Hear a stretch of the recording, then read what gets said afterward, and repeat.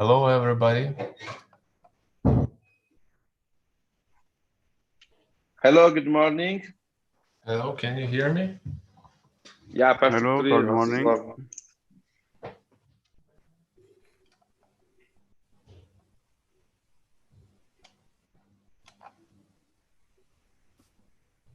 Hello by me as well.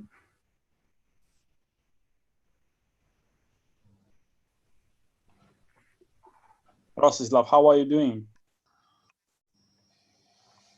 Seems like okay. Hello, Mauro. You are Yes, the yes. boss. Hi, everybody. Good to see you. Thank you for being here and thanks for giving your talks. Thank you for all the organization. For sure. It's my pleasure as always.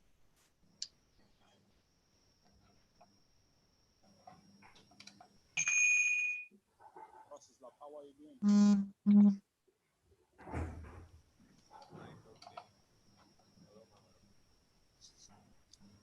So, Mauro, is it me who is going to chair this session or no? No, it is you. It is you. You are the big boss today. I'm just in both sessions. This one because I want to attend this one, and the other one as program chair, like keeping things under control. But you are the boss. You are the big one. So please.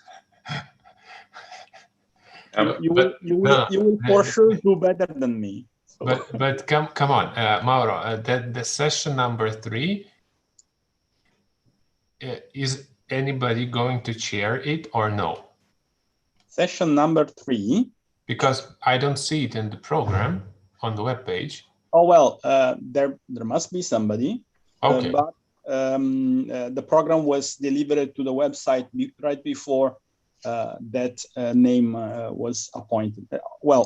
Announced. But anyway, somebody is planned, yeah. So we'll see. Okay. Okay, session 3 is being held by Enrique Gaspar from NTNU Norway. Thank you. He will be there. Perfect. And session 4, I see. Session 4 will be Peter Zwirczyk from the BME in Hungary. Okay. Thank you, Martina. Oh, you're very welcome.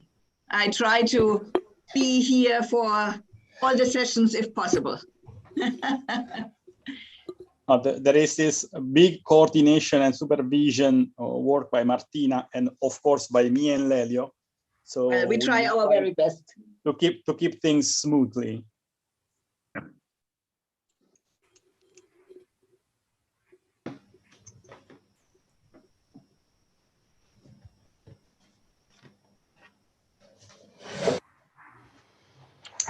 Can you see my screen?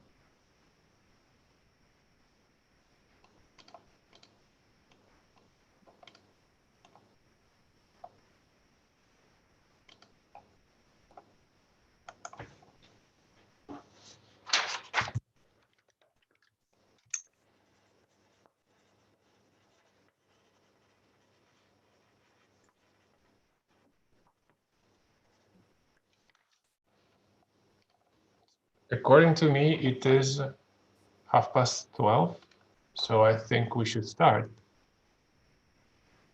Yeah, it's time to start. Okay, have a good session. Thank you. Thank you.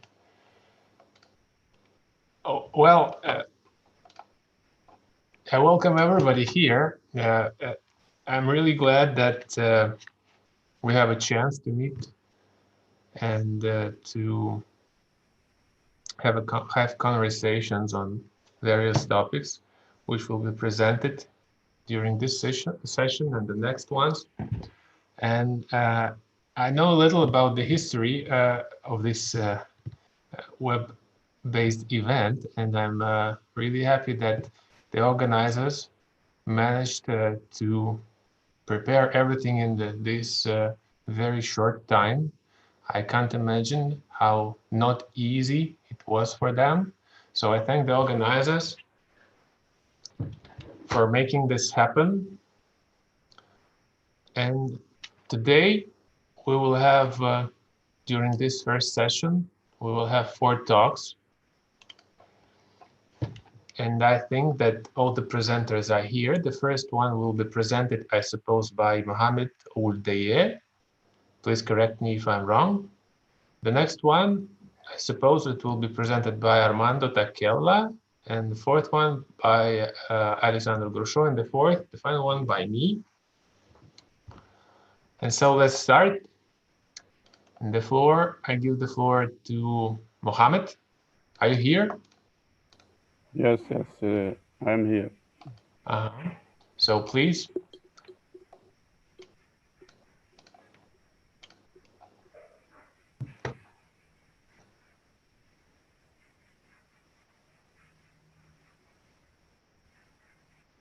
I can share my screen. You cannot? I can share my screen. What is Zoom saying? Why not?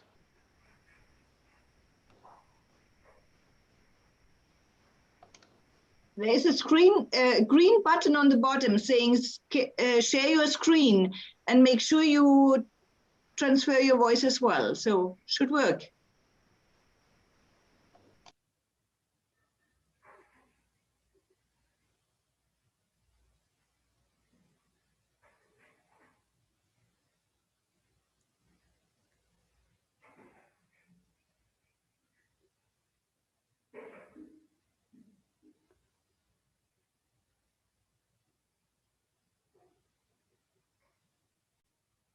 I cannot share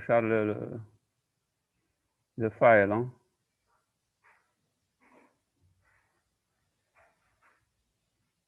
And what is Zoom saying? What is Zoom saying? Why not?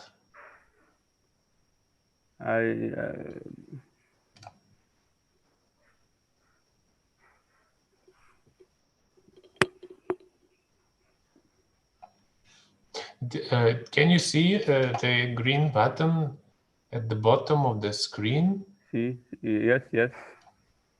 And you have to give free your video, I guess, because I can only see your name. On the left side on the bottom, say start video.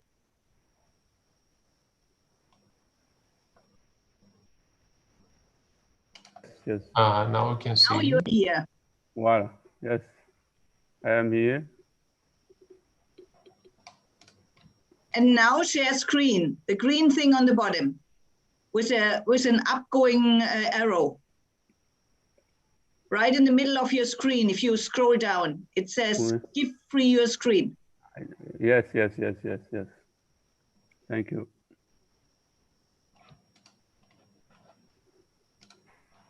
Great, you did it. Yes, thank you. So please, Mohamed.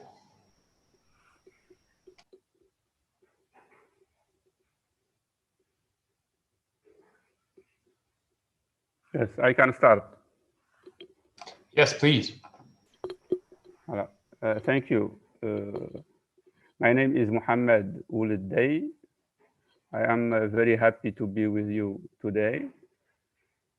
I am going to present you this paper, Modeling and Analyzing the Cloud Autoscaling Mechanism using Stochastic Well-Formed Colored Net. My co-authors are Mamadou Thionga and Mbaye, all from the SAM University, Cheikh Anta Diop University of Dakar.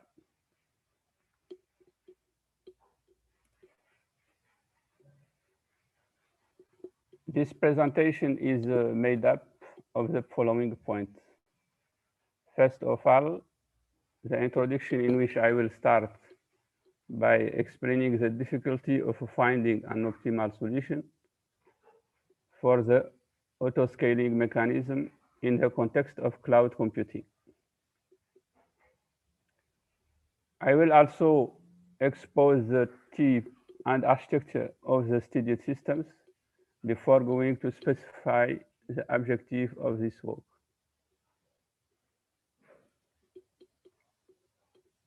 The next point will explain the autoscaling modeling with the stochastic will-formed net. We will talk about modeling of horizontal and vertical autoscaling. The third point will present the performance measures that were considered for the analysis of our models. Subsequently, the result obtained from the example which was simulated will be presented. Finally, I end with the conclusion and some perspective.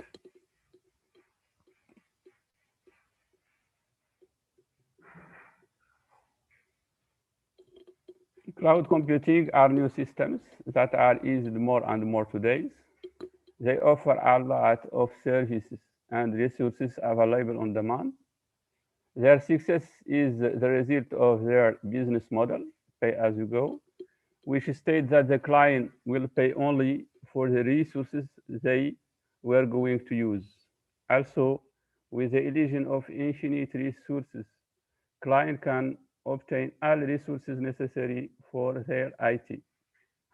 Indeed, with this many resources, a high level of automation can be achieved. Among the different aspects of automation, we are interested in this work to study autoscaling.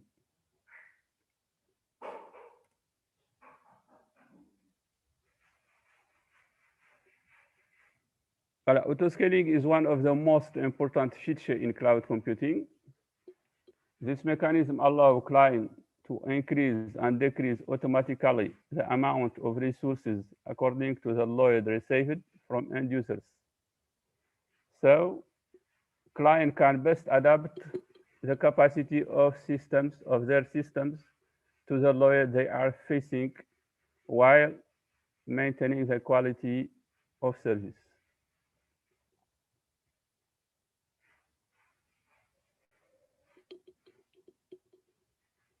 For autoscaling, the problem that is posed is to minimize the gap between the allocated resources and resource requirements.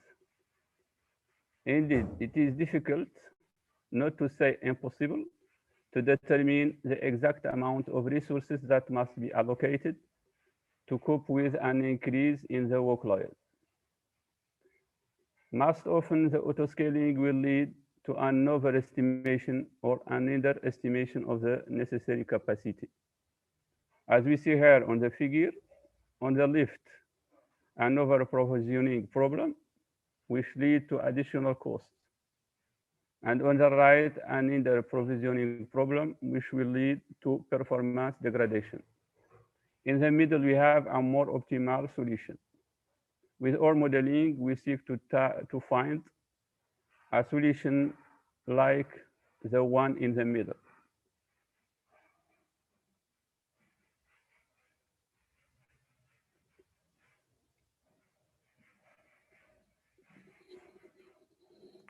There are several techniques of autoscaling for determining the appropriate moment to scale resource. There are application profiling technique, static threshold-based rules, time series analysis, machine learning, etc.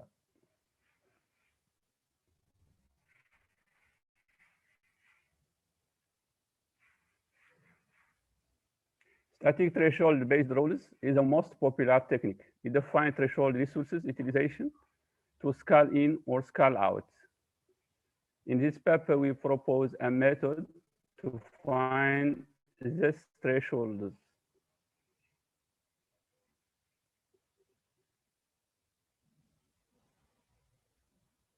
In order to model autoscaling mechanism in cloud computing, we have considered the architecture illustrated on this figure. We have a system consisting of a set of server, virtual machine, and a load balancer. The servers are identical and run the same stateless application. Each server has a service rate micro. The load balancer controls and manages the set of servers. The request arrives on load balancer with an arrival rate lambda. The load balancer forwards this request to servers for execution. Each server has a local queue of capacity K that stores requests waiting for their execution. The load balancer also ensures the admission control and the autoscaling mechanism. In terms of admission control, when the load balancer receives a new request, it evaluates the load of all active servers and determines the server that should receive the request. In case of a saturation of all servers, the load balancer stores the request in its queue.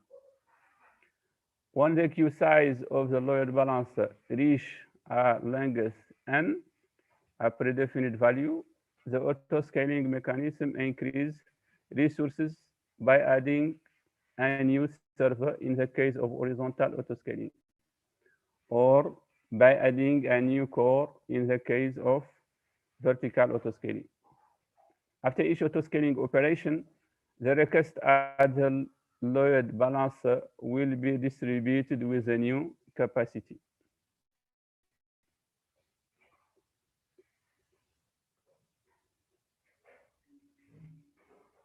As already announced, the objective is to determine the state of the system from which the autoscaling is operated.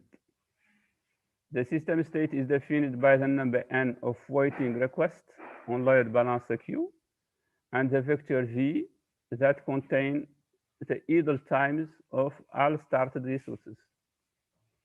If we observe a system state for which lowercase n is equal to uppercase n, then we immediately add a new resource. Or x subscribe e is equal to alpha, then resource I is immediately switched off.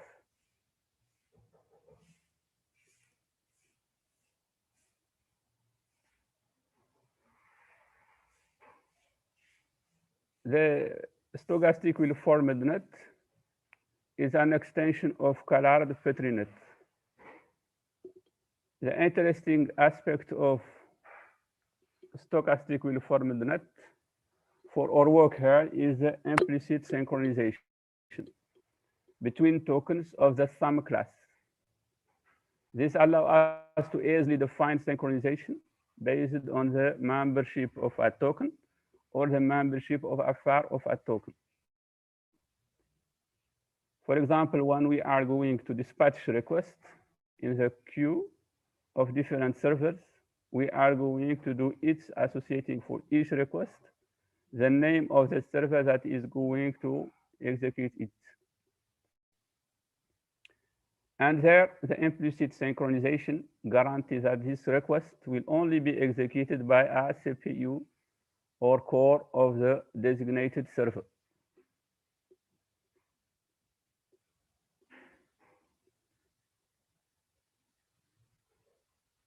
For this model,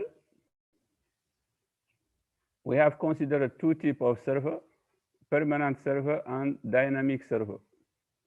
Permanent server refer to virtual machines that are started from the beginning and kept running all time. The dynamic server are the virtual machines that will be created by the autoscaling mechanism. The request arrive on the load balancer, the LB place, through the incoming request transition. The incoming request transition models the incoming flow of requests with arrival rate lambda. The immediate transition effect expresses the random dispatching of this request to virtual machine. This dispatching is conditioned by the existence of a free capacity on the servers. The idle kappa place models the available capacity in the system at a given time. And the VMQ place, the MQ place represents the queue of all running servers. Each token in this place is a type of a request Y and the name of the virtual machine X that will execute this request. The execute transition model execution of request and is defined using the microservice rate. The auto-scaling mechanism is modeled by the create and stop VM transition. The create transition models the creation of a new VM by the auto-scaling mechanism. The stop VM transition models the release of a virtual machine that has no more requests to execute. The create transition requires a number n of tokens to create a new server. This parameter n corresponds to the number of requests exceeding the capacity of the system and from which the scale out is operated.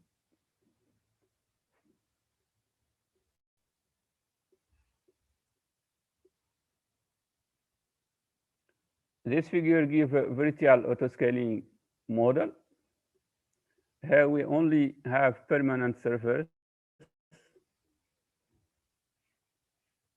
The computing capacity of the servers can be increased by adding new cores. The core available place contains a number of core available on the physical machine hosting the virtual servers, virtual machines. A core can be added to one of the running servers if waiting request on load balancer is equal to n,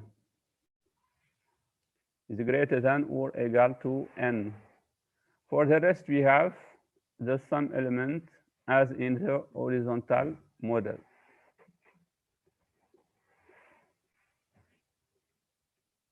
To analyze this model, we use the greatest PN simulator. And we have considered the following performance measures: average response time of the system, average number of resources used, resource utilization rate, which express the efficiency of use of allocated resources.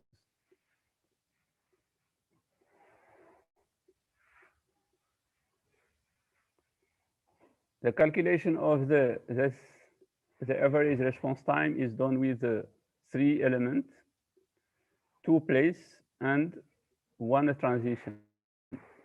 For the resource utilization rate, we also use the 3 place, as on the figure.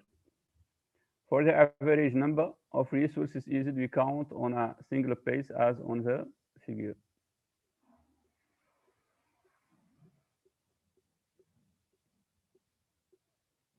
For the simulation, we have considered the parameters which are on this table.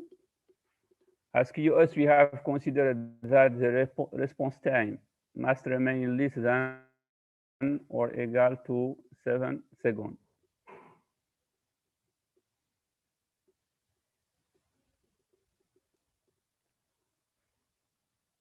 Here, the first things that we can already notice here are the response time increase by delaying the auto-scaling mechanism, increase with the number n.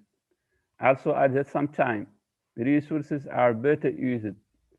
In other words, the resource utilization rate increase with n, which is quite logical.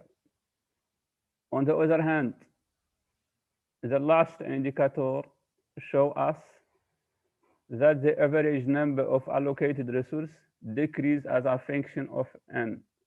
To summarize, we can say that delaying autoscaling leads to a better efficiency in the use of resources On the other hand, this leads to the degradation of the response time.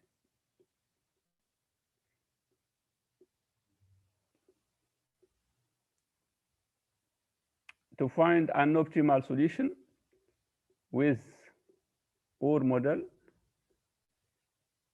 autoscaling can be delayed as long as the negotiated response time is respected. We will find out what are the greatest value of n that will allow us to respect quality of service.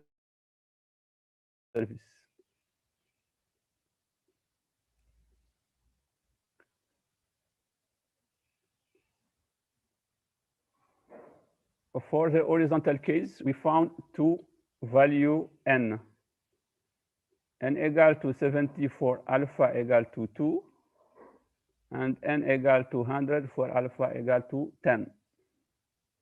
To separate them, we examine the other indicator.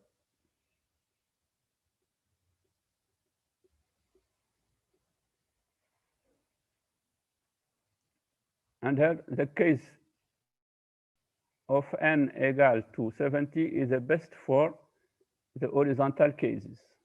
The same reasoning can be done for the vertical cases and also for any other value of the response time.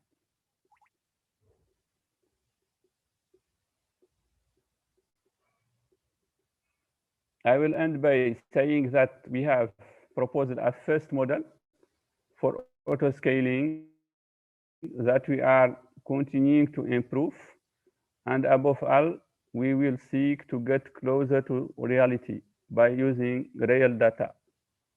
Thank you for your attention. Mohammed, thank you for the talk. Well, I guess we have a few minutes for a couple of questions. We have a question in the chat from Carlos Simon. Carlos, can you ask? Hello. Yeah, thank you. Yeah, the first one is concerning the tool you used. Is this a tool you developed on your own?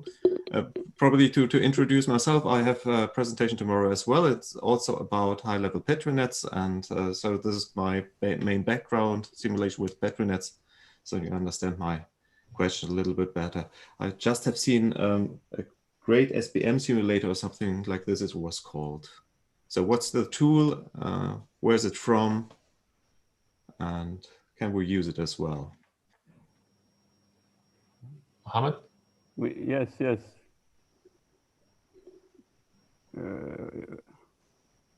You had it on an early slide, just before the first PetriNet model, if I remember right. Which slide? Which slide? I guess one before you introduced the simulation results. Simulation results. Yeah, that is it. Great SBN simulator. What is this? What kind of tool is this? Did you develop it on your own, or where is it from? Yes, this simulator is developed at the University of Turin in Italy. Okay. No, this is not my simulator. Okay. And it's free accessible, or what is it? Is it free of charge to use it? Why I use it? I use it on excusez-moi, bon, ça fait. Pour moi, c'est pas facile de parler anglais facilement. Donc, okay. Bon. Moment, if you like, I can give some information because I know the group that is developing it. It's perfect, Mauro. Yes, it's a well-established tool actually for more than 20 years. Because when I started my PhD, I was actually using it already. It is work from Balbo, Franceskinis, and others, and it is one of the historical tools about generalized stochastic Petri nets, and that I think it's a native tool for well-formed nets that are, if I'm not wrong, the kind of tools that have been used here. Okay. So you can simply search for it on the Università degli Studi di Torino Dipartimento di Informatica website, and you can just Okay, register for it and get it. Okay, I will have a look. Probably tomorrow, and probably you might remember, Mauro, we just got in contact via LinkedIn, so and Exactly. and yeah, but I really haven't recognized you anymore after these 2 years. You totally change your shape. But let me come back to the question. The next thing is if we can have a look at the Petrinet, the first model you developed. Because there was something surprising for me. Ahmed, could you please open the Petrinet model? Wait, can you write me the question? Yeah.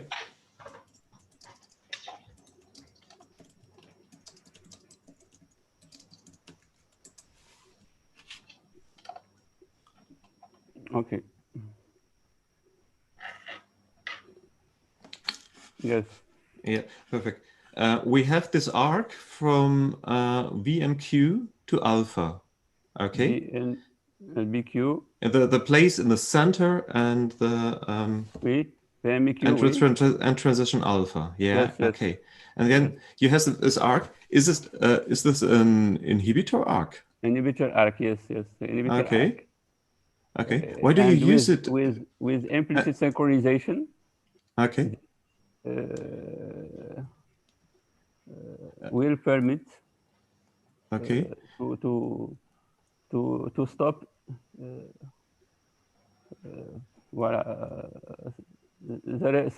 service that without request to execute. Okay. That's the second. I actually have a third question if nobody else wants. We have time just for a short question because the next speaker is already waiting. Please. Okay. And the last thing is the visualization of your simulation results. Have you done it inside the tool, or how did you think of a good dashboard for showing your simulation results? I'll write it in the chat as well. For image, I used another application for create the image. Huh? How did you visualize the result? I use it LibreOffice. Okay. Thank you very much. That's all from my side. Thank you for your questions. Thank you, Mohammed, again for your talk. Interesting work. So, Armando, are you here? Mohammed, please stop sharing the screen. Yes, I am. I wasn't able to unmute my mic. Can you hear me? Yes, I can hear you at least. Nice meeting you, Rob. Nice to meet you too. I would rather, please stop sharing the screen. It's not like in person, but okay. So, just a second.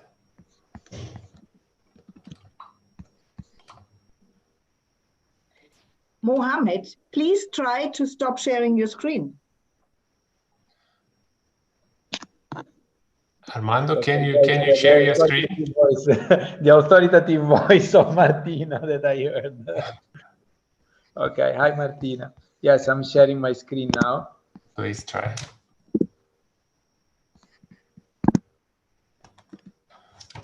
Can you see it? Yes. Okay. At least I can see. I hope for everybody it works as well.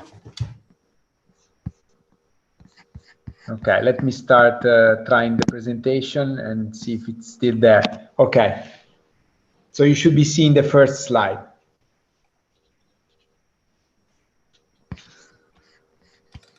Yes, I can see. Number 1. For me, it is fine. Okay, perfect. Please, Armando. Okay, thank you very much, Rostislav. So I'm going to tell you a little bit about our paper, Telling Faults from Cyber Attacks in a Multimodal Logistics System with Complex Network Theory. My name is Armando Tacchella. I work at the University of Genoa, and this is joint work with my collaborators Dario, Giuseppe, and my colleague Tommaso Gili from IIT Lucca. So without further ado, what is the context of our work is the security of critical infrastructure. As we all know, control systems are increasingly digitized, and that's actually digitalization of control system is a trend that has been going on since the past 40 years at least. But what is more interesting for us is that they are also being networked. And this means that if you network a control system, now you have some, you are exposing some attack surfaces which can enable attackers to gain control of the system. And since the system is controlled digitally, attackers may obtain kinetic impact. So they can cause, for instance, blackouts in a city if they attack the energy infrastructure. They can cause pollution in the water if they attack wastewater. They can cause logistic disruption in a system, and the actual effects of such attacks can be as disruptive as classical warfare attacks, although and they can be carried out with much less expense in terms of weapons. So the bottom line is that critical infrastructure must be protected. And the way we like to look at the problem is through network theory. And in particular, we view automation systems as a combination of several layers. One that has to do with a physical process, one has to do with a control process, and the other one that is mainly supervisory. And these layers are connected one another. So the physical layer is controlled by the control layer, and the supervisory layer supervises both of them. There are also hubs and connection within each layer. The ones within the physical layer relate to the physical process, and the ones between the control layer are the automation field buses connecting various controllers. And in supervisory layers, you can find even classical networks, or even the public IP network if the site is distributed.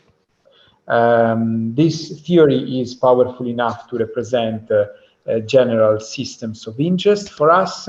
And what we would like to do here is consider some network measures like centrality, degree, assortativity, and others that vary dynamically during the working of the associated system in order to estimate the presence of attacks.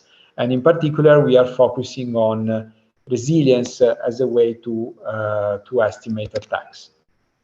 Why resilience? Because resilience is an indicator that reflects the ability of the system to withstand disruption or further attacks. Actually, it is difficult when you talk about resilience to distinguish between natural causes and cyber attacks. They both bring disruption and reduce the resilience of the system. Here, the focus is on a single system, of course, and what we would like to do is to tell between faults and attacks, okay? So it is crucial when you observe a malfunction. In our case, we observe the resilience of a system decreasing, whether this decreasing resilience is due to a fault, in which case you call the team, the repair team, the engineers, or an attack. In this case, you notify authorities and you start to take countermeasures in order to reduce the impact of the attack if you can. Okay, so very briefly, what I'm going to tell you about in the next few slides, a few words about our simulator. Of course, we were not using a real system to carry out our experiments, but we use a simulator. The methodology called BRAIN, because this is taken from works that Tommaso carried out in the context of neurophysiology. So the kind of analysis that you are performing is similar to the one that has been used to analyze certain behaviors of the brain. And finally, experimental results. So the simulator called Ontomil is a simulator of an intermodal logistic network that spans throughout Italy. The network is ideal in the sense that it should have been realized in the context of another project, but in actually I've never seen the light. But we were 10 years ago or so, we were commissioned to do this simulator, contracted to do this simulator, and we have it in fact in place. And the idea is that you have containers called ETUs traveling throughout the various hubs, being loaded and downloaded, and traveling across the Italian peninsula. So the size of the network and the amount of the goods that we simulate are realistic with respect to the actual amount of goods that is traveling throughout Italy by rail. And in fact, considering the annual amount of goods that is shipped through Italian ports. The simulator can be configured and it can return several KPIs. But the point here is that the simulator can also be injected with faults and attacks. Faults are related to delays on specific lines, whereas attack relates to disruption in the bill of transportation of the various ETUs. So an attack is brought by thinking about an attacker creating havoc in the shipment of the containers. And here you can see the effects, here in this case of faults. So in these graphs, the horizontal axis is days passing, and the vertical axis is the number of late ETUs, which is just one of the KPIs affected by disruption. And from day 50 and on, there is a disruption. So you can observe that in a standard baseline behavior, the blue plot, there is a number of late ETUs which remains pretty much stable. But when there's a fault introduced, the number of late ETUs is now stabilizing on much higher figures. And this is the effect of a delay introduced in one of the critical lines, the ones that may cut the network in two fairly easily.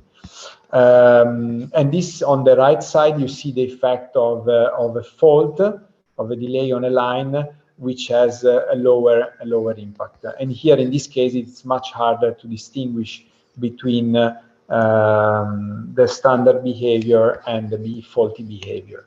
But we can also bring attacks, both of a high intensity and low intensity. Here you can see that the disruption, the number of late ETUs is higher than in the case of fault, but still when you observe this plot, you don't know whether you have a fault or an attack.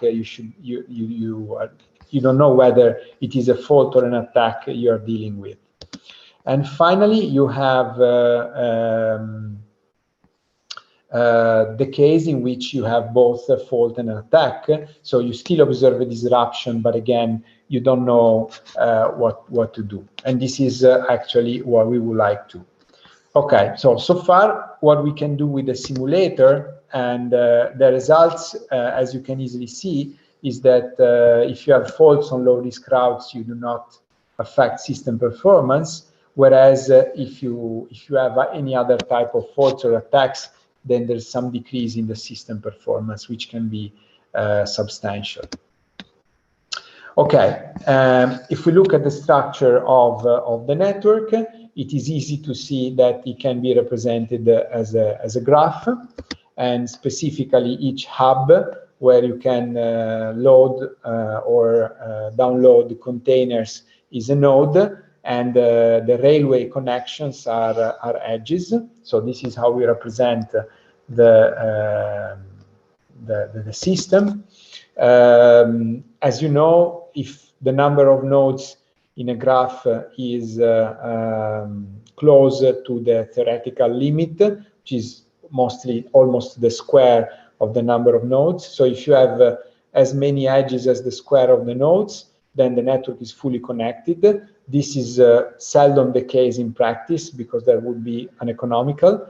But you can have moderate or sparse connections.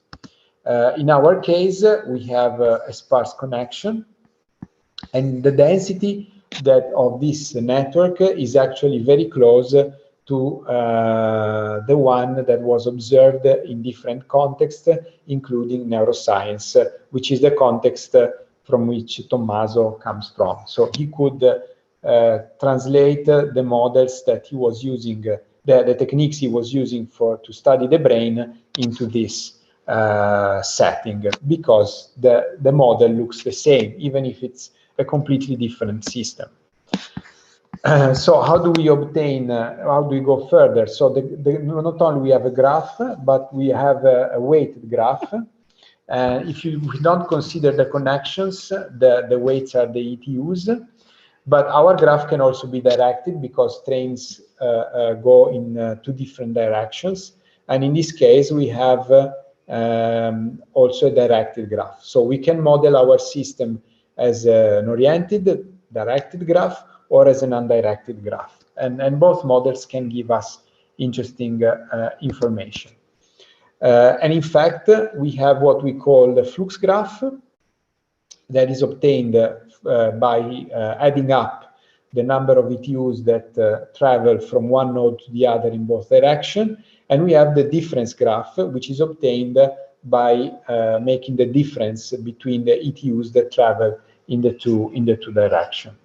So we have two kinds of graphs, and as it is described in the paper, we have two kinds of measures that we find out are interesting after several experimentation.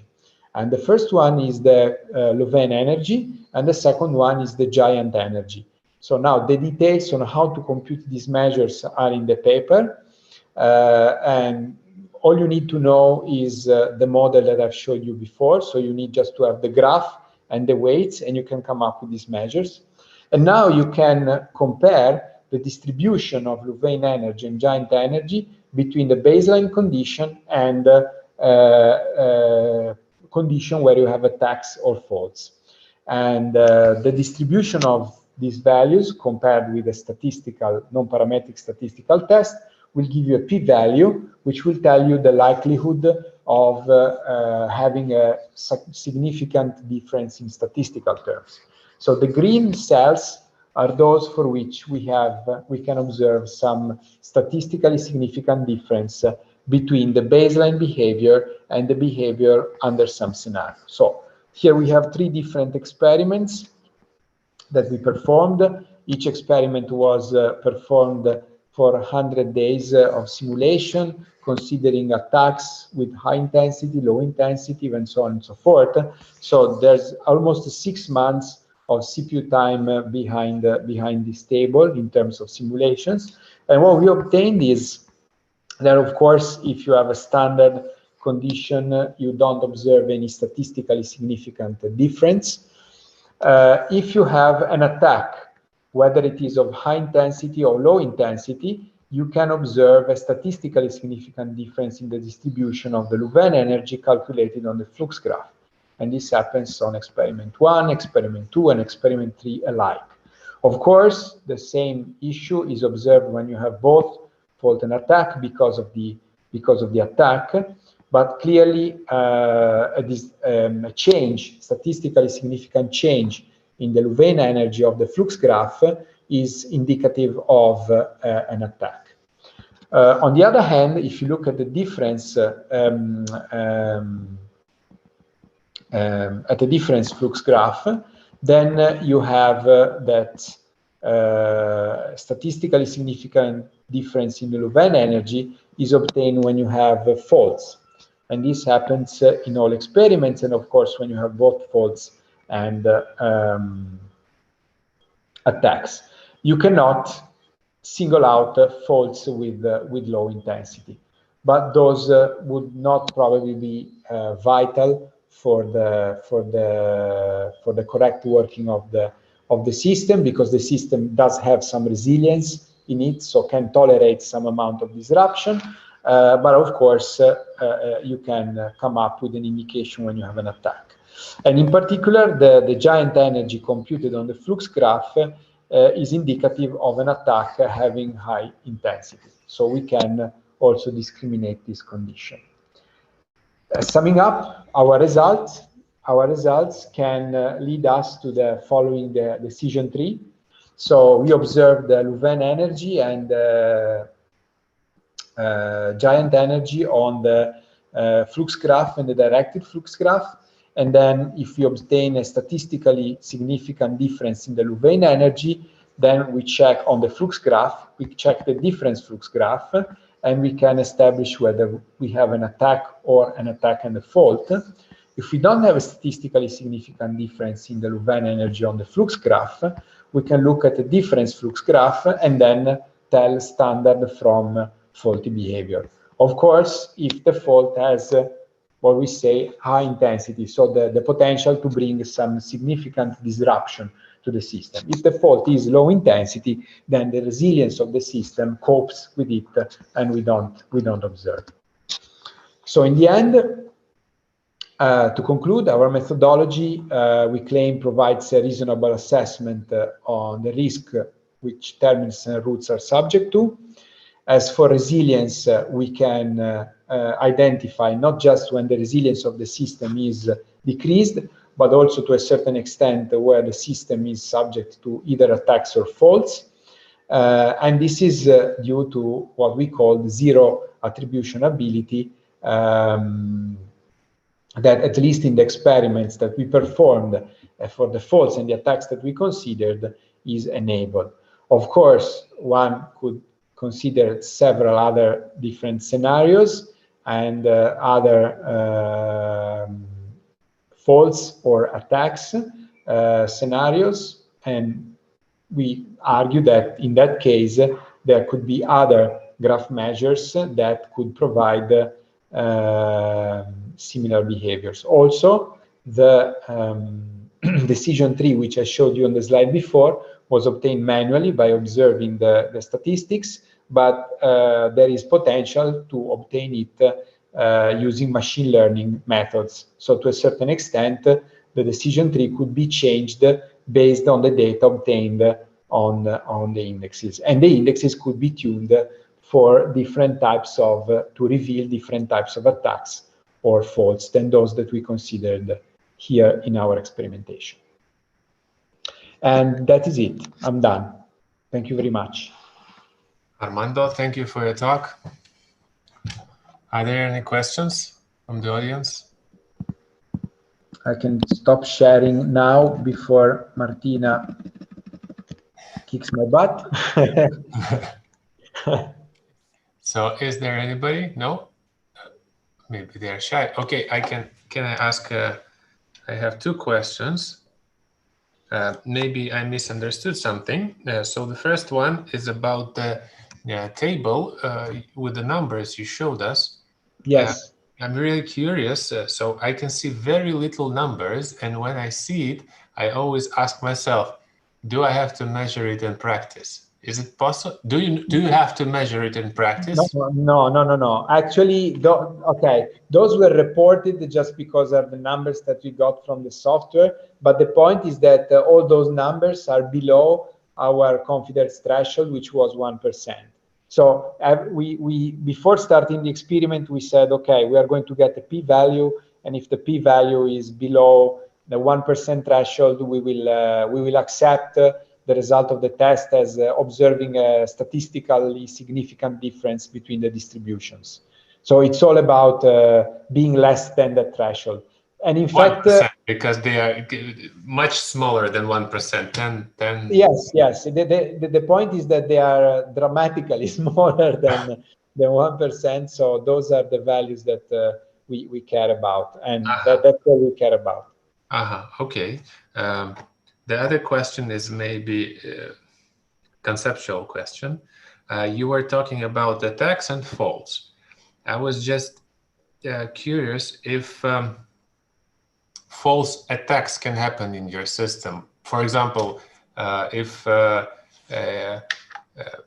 in the real one, you mean? yeah, for example, if somebody who is in fact employed misbehaves or does something wrong, just accidentally, so Yes. this may be treated as an attack, but in fact it is a fault attack.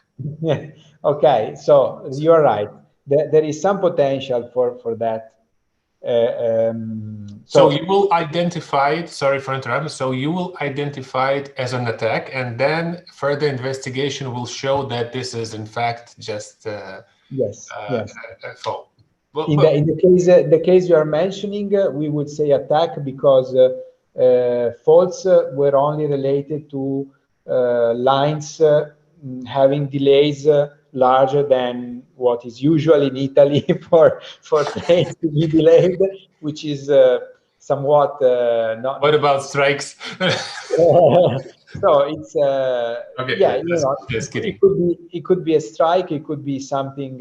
Well, a strike again would not. A strike would come out as a fault because it would cause a delay on a line, and even an attack that would be carried out physically. So you could put a device on the rail in order to have a train derail. It's very easy to have trains derail. Luckily, nobody seems to have noticed that, but it's fairly easy. There are also videos in the network, not even in the dark web, that show you how to derail a train. So that would be identified as a fault from our system because it would relate to the physical part. Whereas an employee misbehaving would be identified as attack because maybe he would insert some bill of transit in a wrong way, and for us that the same effect that an attacker would bring. So there is still chance for fooling up the system, and further investigation might be in order. We don't claim that we have solved the attribution problem, The picture but is you're right. quite clear. I think I like it. Maybe you mentioned, but I missed. Is there a chance to put it into practice? So you mean to work with the simulator? Okay. So we have. We can. I mean, I can send to everybody who asks the virtual machine with the simulator. It's a virtual machine. We also use it for our experiments. So you'll be able to install it on any PC. So you already have it. And the simulator has a graphical interface with which the one that I showed you on the slide statically, with which you can set up the simulation and inject faults and attacks. So if anyone is interested, just let me know and I'll send you a share link with the virtual machine, and everything is freely accessible without charge. Also, the brain system right now is, at the time of the paper, was just a set of MATLAB scripts that, you know, it's not as refined as the simulator, but we are free to share them if anyone is interested. And there is some work ongoing right now to create a more refined version of them. That's huge. Thank you, Armando. Thank you for your talk. I really liked it. Thank you very much, Rotunda. Okay. So I think we should proceed. And the next talk will be given by Alexander Grusho. Yes. Do you see me? Yes. And do you hear me? Yes, we can see you and hear you. Can you share the screen? Yes. Welcome, Alexander. Good to see you. Also, I'm glad to see you, and good day to everyone. Thank you very much. To you as well. Thank you. Thank you. Thank you. I'll try to improve your just emotions by my report. Well, I'll try to start. No, that's not.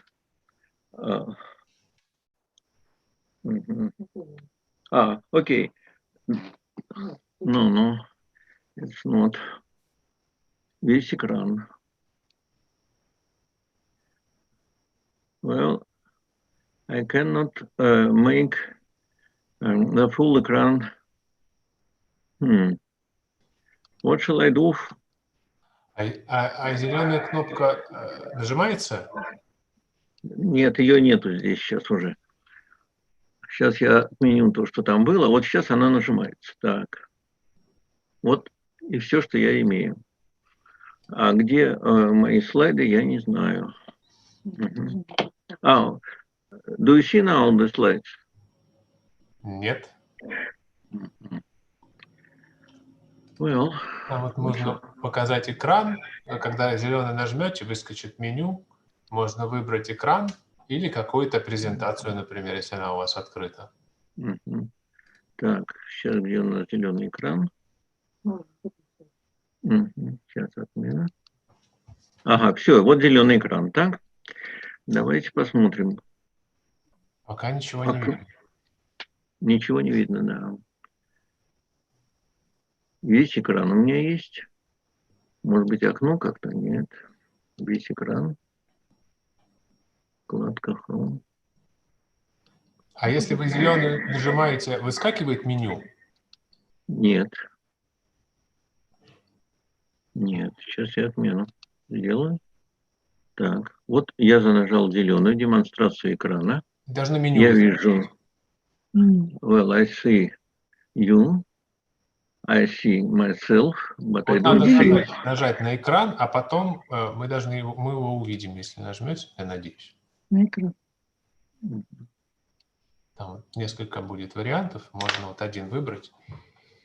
Так. О, все видимо, Александр Александрович. Так, ну... Теперь нужно презентацию вашу открыть. Вот, видите, слайды, папочка слайды.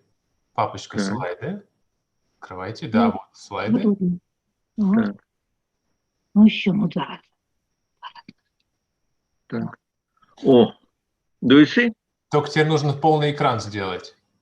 Так, это как сделать? Ctrl-L попробуйте. Вот так, да? Нет. А Ctrl-L, если нажать. О, все. Is it all right? Ну, не очень хорошо, просто не видим полный экран. Ну, давайте хотя бы так.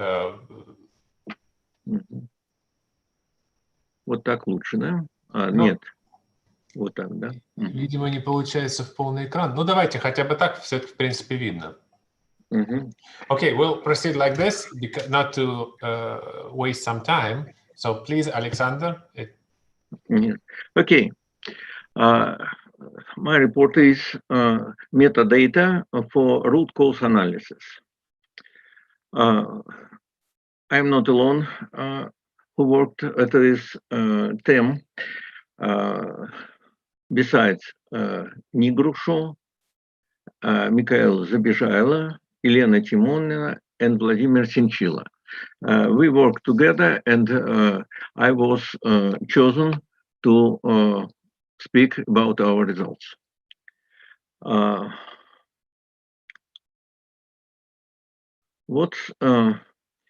Here's the plan of our speech, and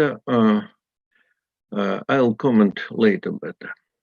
Definitions. We consider distributed information computing systems.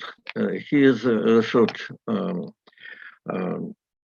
title of it. What we do. First of all, define elements of these systems. Here's everything that can be defined in the system.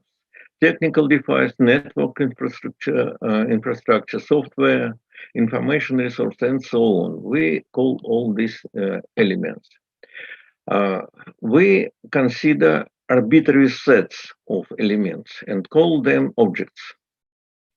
Now, the main things are have been defined, and we try to find anomalies which can occur in these systems.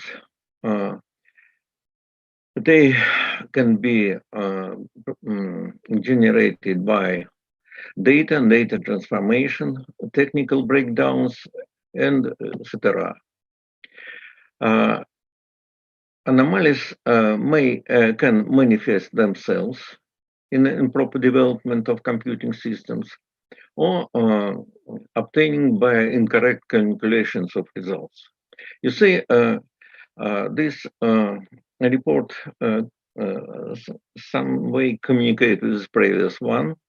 We also deal with anomalies as faults or attacks. That's why we say about system administrators or security officers. What's the idea of our talk? It is called approximate cause analysis. Mostly the most dangerous things, most dangerous anomalies are implicit anomalies. And sometimes they do not demonstrate their damage immediately or in time, or can be seen only after information technology stopped its calculation. That's why root cause analysis is required, because if we have implicit anomaly, sometimes it depends on different probabilities of spread of faults or attacks. Sometimes many other elements of the system also show anomalies is in their functionality. Sometimes the system administrator needs to see the root of the implicit anomalies in remote search. It's more complicated factor because we need good nets and good speed. So I'll come to the main idea of this report. Root cause analysis can be accelerated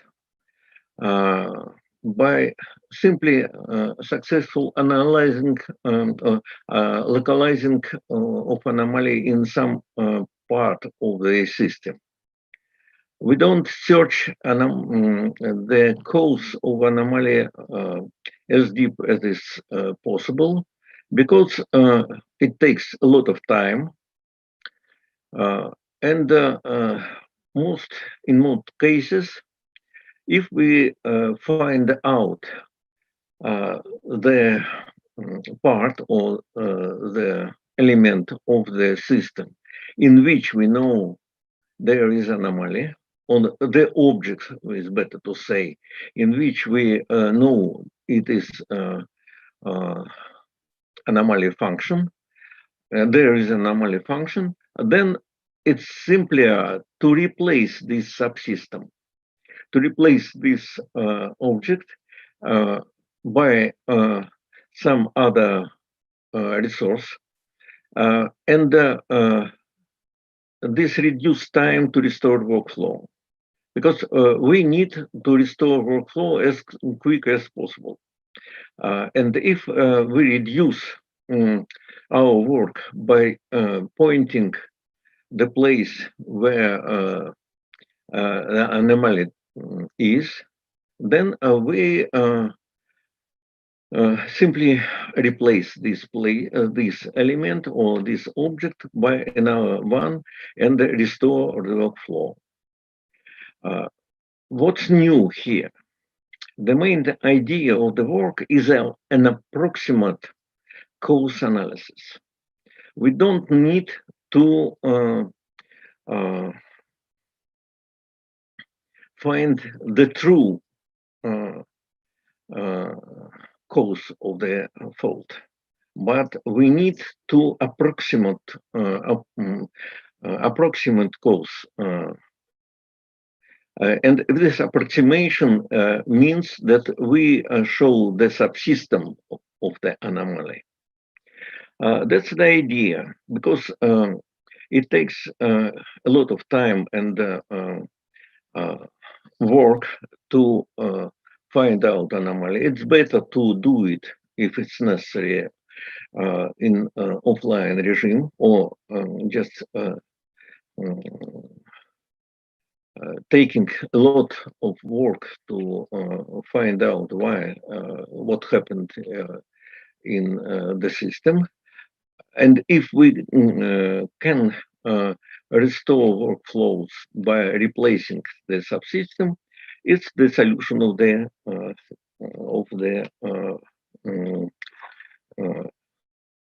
search of anomaly in our definition.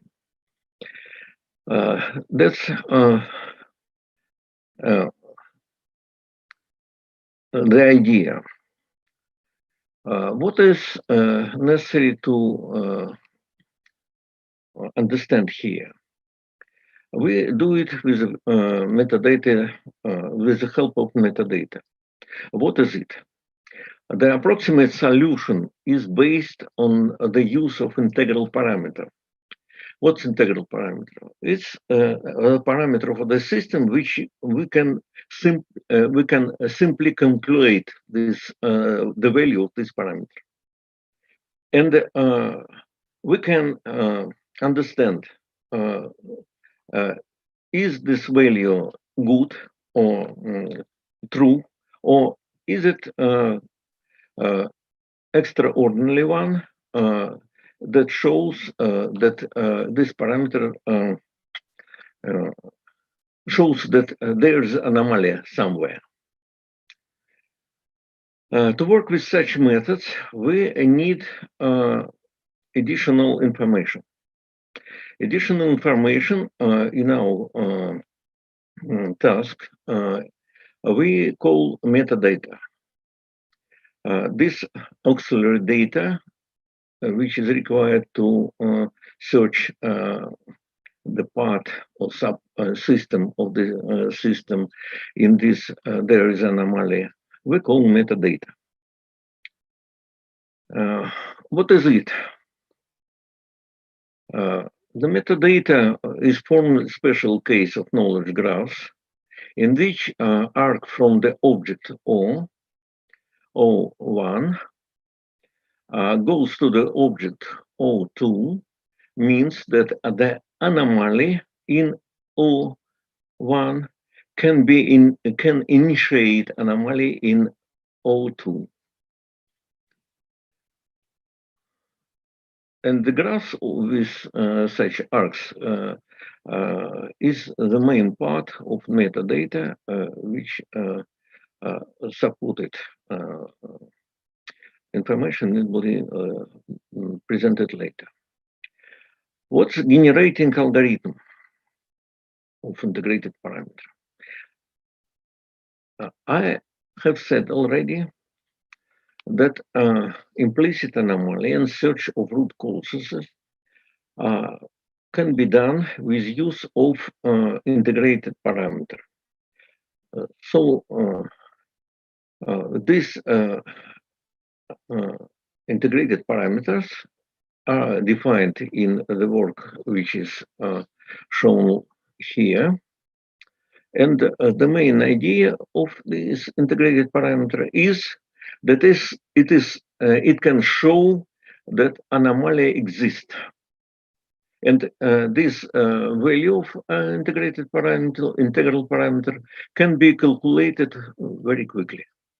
All effective algorithms exist to calculate the value of this parameter. These parameters are determined on the basis of generating parameter, or generating algorithms, as they say. What is it? This algorithm can create the value of this parameter, but this creation is unknown to us mostly. Is to this value of integral parameter is created by deep calculation of the many connections, many values of different parameters, and this algorithm can produce the value of this parameter. So we have two algorithms. This is the main idea of determination.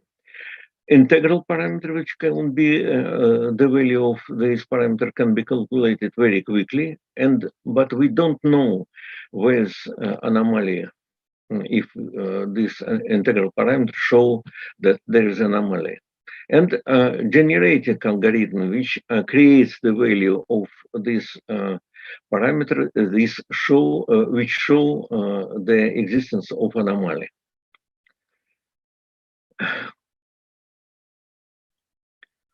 The second, the generating algorithm of the parameter is the algorithm of the parameter I. Is the algorithm that's generating and calculating various parameters. This is a definition, and this is a sign of this JA of I.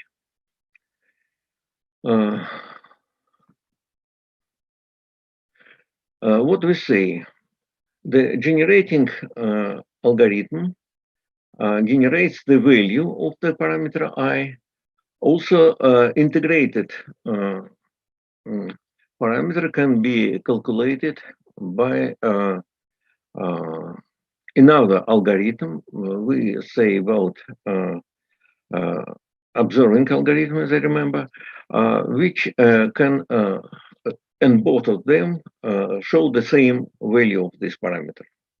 But the first algorithm, the generating algorithm, is very difficult to understand how it works, and observing algorithm can be easily performed and show the same value of this parameter. What is necessary to understand about algorithms and processes? Mostly in this work, we say about algorithms and the processes. Processes in the computer system or in information technology. The process implements some algorithms or fragment of algorithm, and the process is undivisible entity. Algorithm in the computer system is implemented by using one or more processes. This is a connection between these two algorithms and between algorithms and processes. Concerning the ideas, algorithms are defined in mathematical logic. For example, you can see the books by Uspensky. And the process are defined, for example, in Hoare. You can also see this definition in his books. What will be needed next? Algorithm passes through the object O if processes as elements of O, so every object contain processes, if the processes as elements of O are involved in its implementation, in the implementation of this algorithm. These are definitions. Interactions of objects. Here we come to the definitions and properties which help us to follow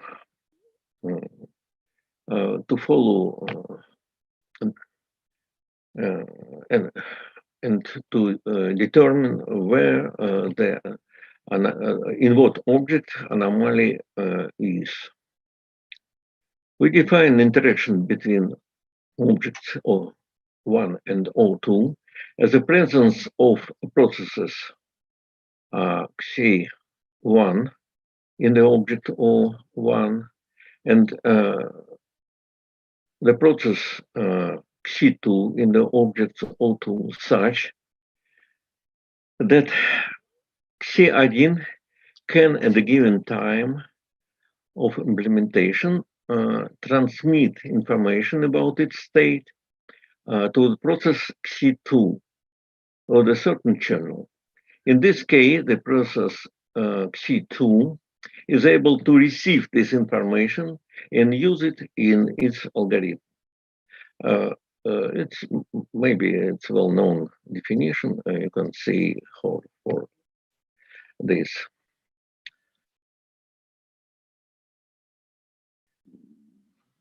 Binary relation between two objects.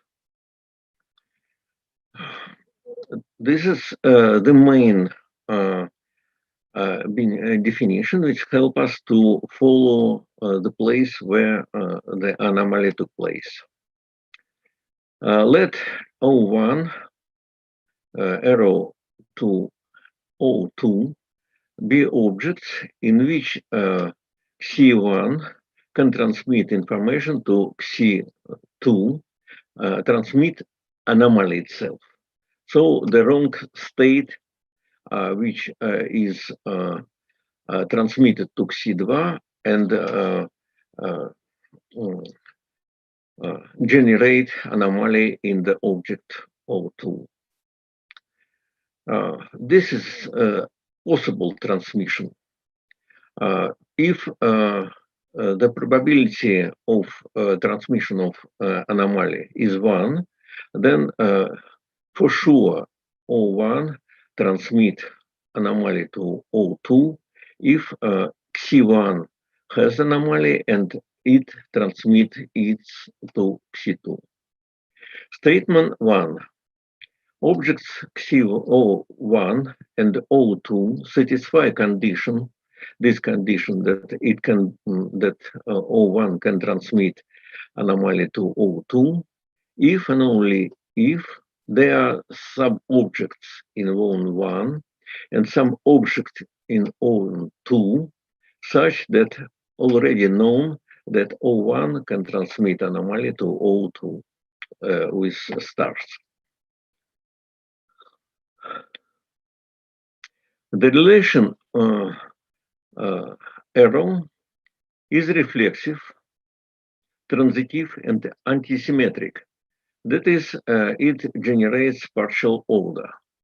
And this partial order helps us to follow the integrated parameter values which show anomaly to find out the object with anomaly. Okay. Then we need completeness property. What does it mean? Alexander, I'm sorry for interrupting, but you have 5 minutes. Or... Okay, I understand.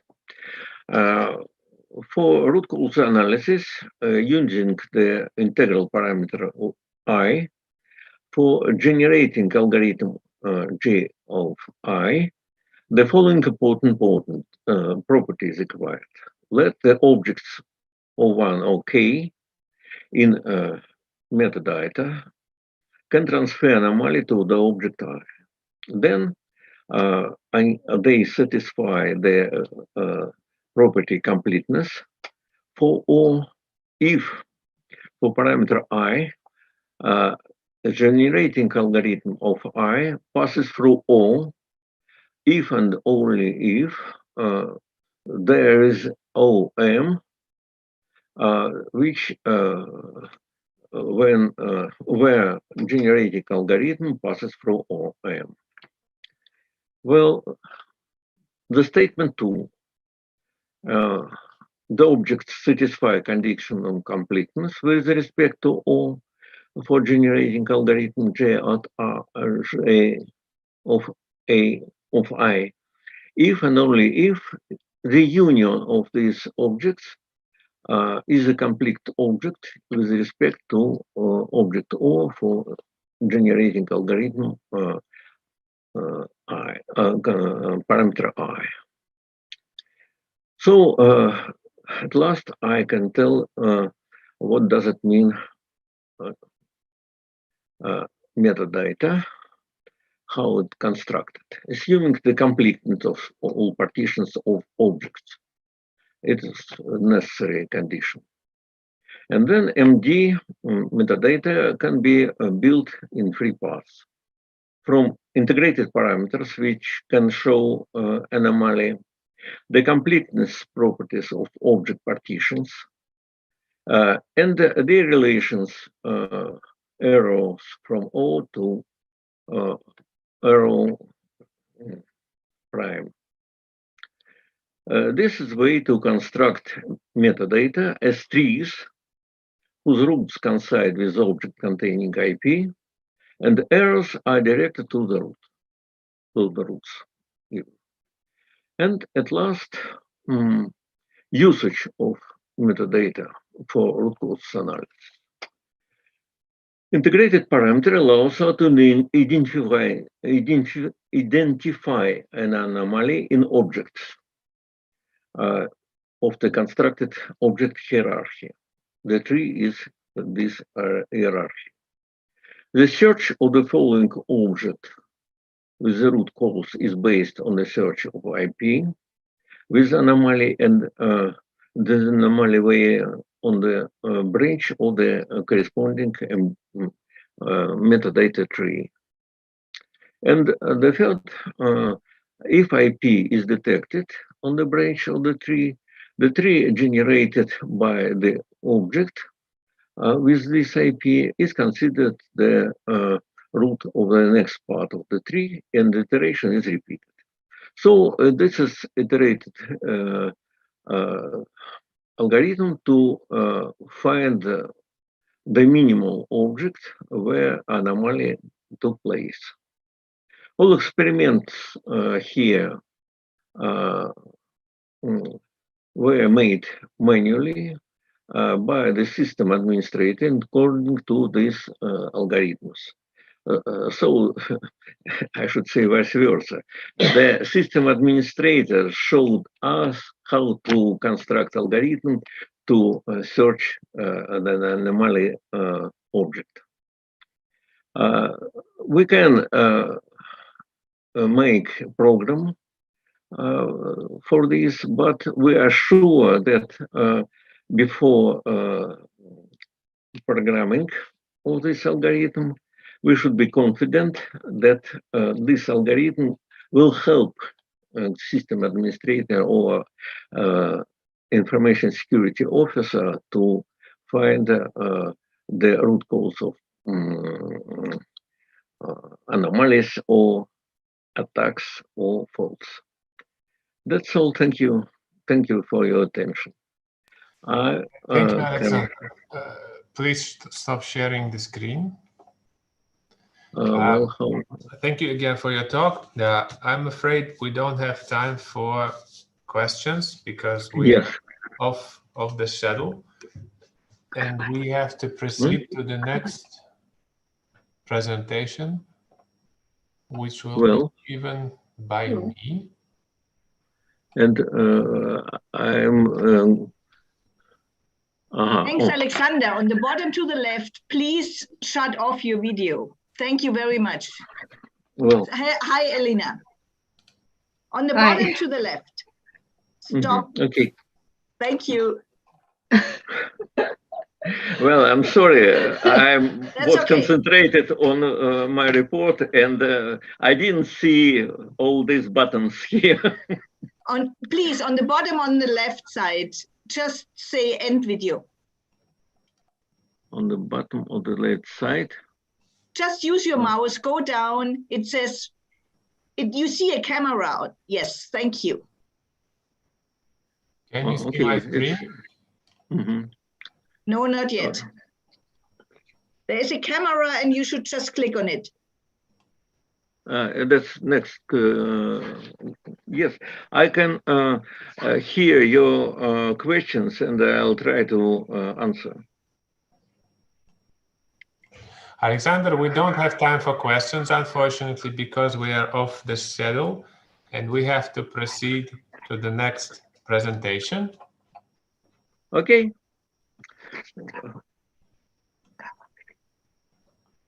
Can you see my screen? No, not yet. Oh, yes, yes, No, yes, I can. I can Yes, see I can. in our screen. Yes, I can. But Alexander, you have to shut. Yes, thanks. So now you can see the screen. Yes, is it fine? Yes, Yes, all is fine. Great. Thank you. So the second and the third talk were devoted basically to the information security, basically to the security. And in this final talk, I will bring you back more or less to the topic of the first presenter. Although he was talking about the cloud computing, here the topic will be dealing with the different type of systems. It is about a resource allocation problem, which is typical in various fields of study, in transportation, distributed and parallel computing. The particular problem studied in here is has its roots in volunteer computing. So consider the system, which you can see on the slide, which is composed of a dispatcher and a finite number of servers. The jobs arrive to the dispatcher and it must immediately route them to one of the servers. As you can see, this is a typical problem, and what makes it special are the assumptions under which this dispatching is performed. So here we assume that the servers are completely unobservable to the dispatcher. So when a batch of jobs arrive to the dispatcher, it must make its decisions having no observations about the state of the servers. What are the queue sizes? What is the remaining service time of the job in the processor? And the only information it has is the basic information about the distribution of the job sizes, the distribution of the batch size, the speeds of the servers, and the service policy, which is implemented in each server. Here, it is also assumed that the servers may be unreliable. This assumption is made to bring this model closer to what happens, what is observed in practice. When in the volunteer computing, the nodes are not available all the time for processing. So here in the model, we say that they are unreliable. So when they are in the down state, they cannot perform any operations, and all the jobs which are in the queue just keep waiting in the queue. They don't change it. And when the server is again up, the processing goes on. We, in this study, assume that the service policy inside each server is first in, first out. There may be other options, and the solution which will be presented here is also applicable for other cases like processor sharing or shortest job first, and other classic policies which are very well known in the operation research community. So in this setting when the dispatcher cannot observe anything, the first question is what are the available policies, dispatching policies for him?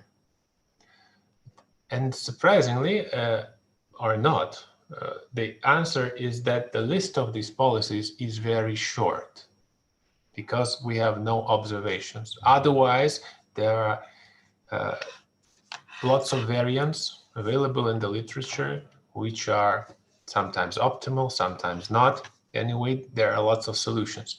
When we have the case that the system is not observed, the list shrinks, and we basically have only two policies. The first one is the most famous, I should say. It is the random policy. It has various names, probabilistic assignment and others.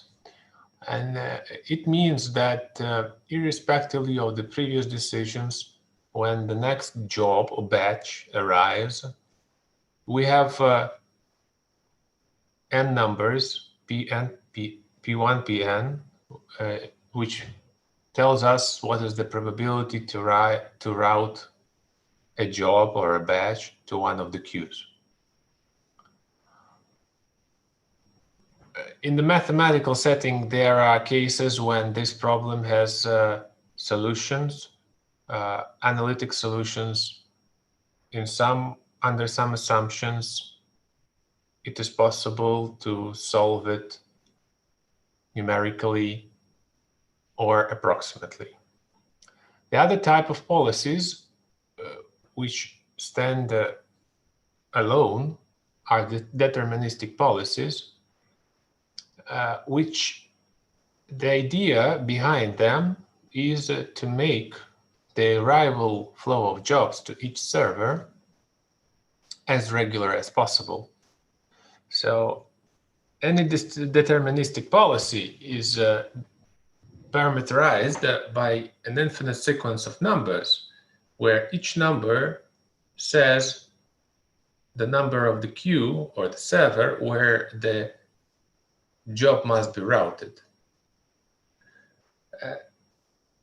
The peculiar feature of such policies is that you can say in advance, for example, where to the job number 123 will be routed, because it is a deterministic sequence. And as experiments and some theoretical research says and proves, these policies are far way better than random policies. And for the dispatcher in the setting we are considering, these are the only options available from the literature. So let's dig a little bit deeper into the random policy and have a quick look how the parameters of its parameters can be computed. By making some simplifying assumptions like Poisson flow and so on, we can formulate a minimization problem, as you can see, and using some available results from the queuing theory, we can write out some expressions for the sojourn time. By the way, I didn't mention that the goal of the dispatcher is to route jobs so as to minimize the response time, the mean response time in the system. So for the random policy, sometimes it is possible to write out some expressions like these and then solve this minimization problem either analytically or numerically. For the deterministic policy, very little results are known, but there are ideas how these policies can be generated using so-called greedy algorithms, like the one you can see on the slide. The idea is quite, so to say, natural. You have n numbers, which here denoted by d1, dn, which say that the fraction of jobs must be routed to server 1 and server n. And then you start to route them by the following rule. So it is greedy because for the next job, it chooses the best server among the n.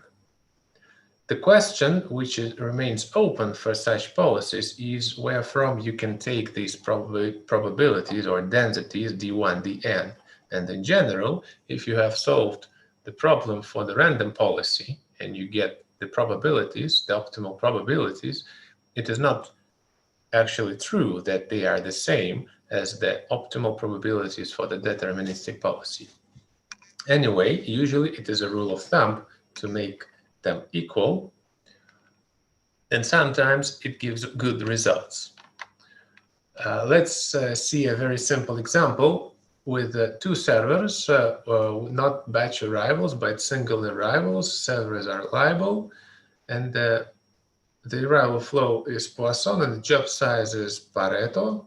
And you can see here that the deterministic policy is far way better than the random one.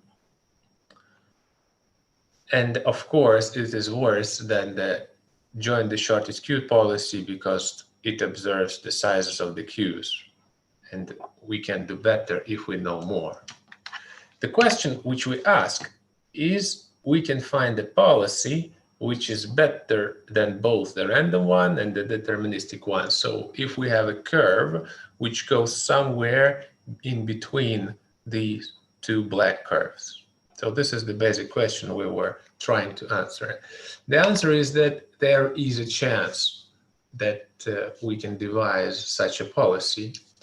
The idea behind it was reported 3 years ago during this ECMS, and it remains the same, although the solution which is presented here is different. So the intuition behind is that the dispatcher, so far using the known policies in the literature, it uses information only about its decisions and about the distributions, but it does not use the information about the time between the decisions. And if we use the intuition that longer interdecision times generate shorter queues and vice versa, then we can try to implement this idea in some algorithm and see what happens. So just a few notation. Basically, what is interesting is the rule, which you can see below at the bottom of the slide. So you see that we are trying to make the decision for the eth job by choosing the server in which the expected time the job spends there is minimal. And now the question is, how can we compute the expected time the job spends in the server? And this is the main problem, because usually it is not an easy task, very computationally demanding. And if we make some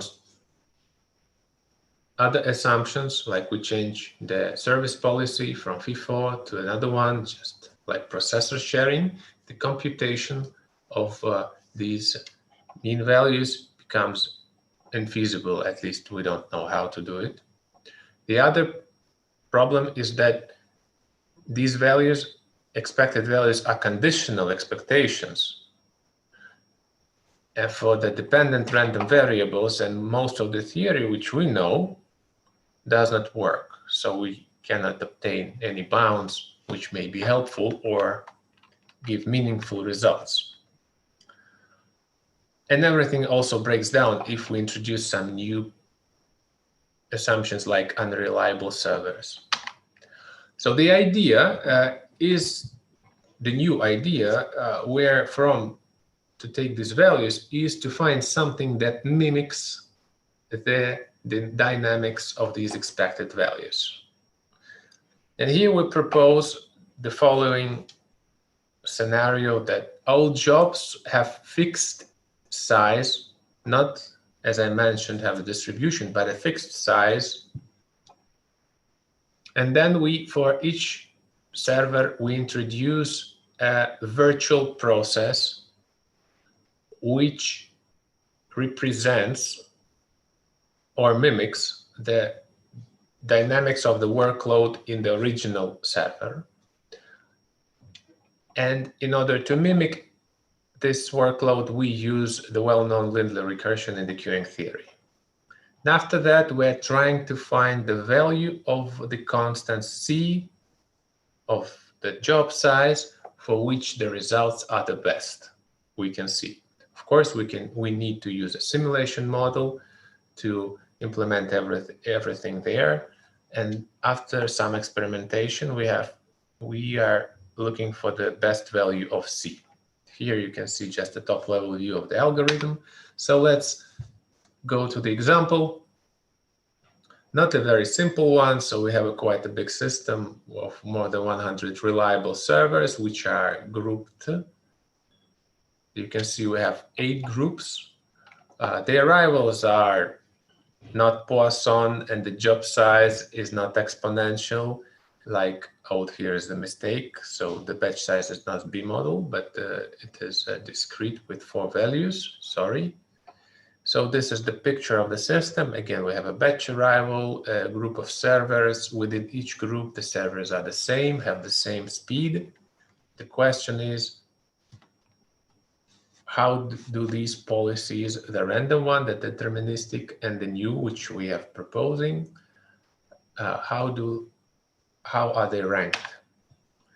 As you can see here below in the table, you can see the values of the mean response time in the case when the jobs which arrive are routed individually, not as a batch, not a batch as a whole, but individually.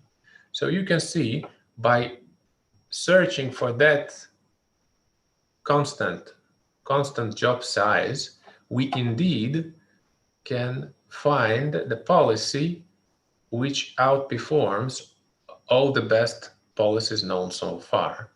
But you can also see that when the system load grows, our solution breaks down. So sometimes it is possible, but sometimes it is not. Let's see what happens if we change the routing rule. So now we route the batch not individually, each job in it, but a batch as a whole. You can see that the values are different, and of course they are larger than in the previous case. And again, we can see that by optimizing the value of C, we can find the policy which indeed outperforms the best policy known in the literature. And again, the chance to outperform depends on the value of the system load. Now I can see that the time is running out and I have to be short. So let's consider a simple example with the unreliable server. So now everything we have is exponential, all the ingredients, the downtime, the uptime, the arrival flow, and the job size. So here in the example, the servers are available 90% of time. So let's see how the policies are ranked. And as you can see in the table, the picture is the same. Again, by optimizing the constant job size, we can find the policy which, at least in some ranges of the system load, outperforms the best known policies in the literature. So now I have to conclude, and just to tell you several open issues. So it would be interesting indeed to test this solution in the real computing, volunteer computing environment, because it is indeed computationally not demanding. So if it gives such a benefit, it would be interesting to see how it works in the real life case. And so, there are also a huge open question concerning theoretical justification of this new policy, and it is a completely open issue. And I think it is better to stop with this. A little bit of references. You can find them in the paper. Thank you for your attention. Thank you very much. Thank you very much, Rostislav, for your presentation. There is unfortunately no time for questions left. So we have to close the session, and Rostislav, please close the session as being the session chair. But you also already did it. Thank you all for all the presenters, and thank you for the audience, for the questions. We're a little bit late, 7 minutes, not so bad. No problem. Thank you very much for sharing and for giving you a talk. And thank you very much to everybody in this session. Thank you. See you in 1 hour. Goodbye. Bye-bye. See you again. Bye-bye. Bye-bye. Bye-bye.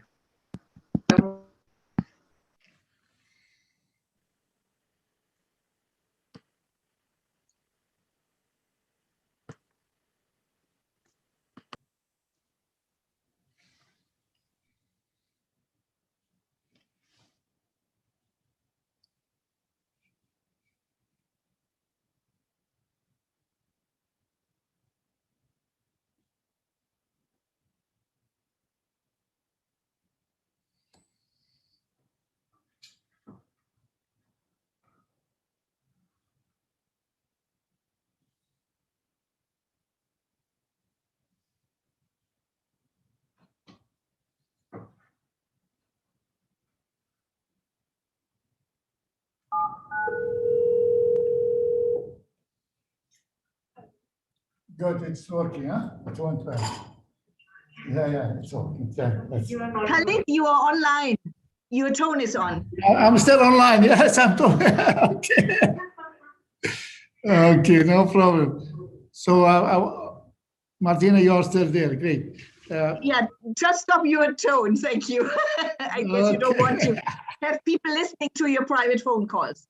No problem. I was talking to Nihat to tell her that she did a good job. Okay. Yes, yes, she did. Thank you very much. But as I said, I could hear you. No problem. Okay, thank you. See you later.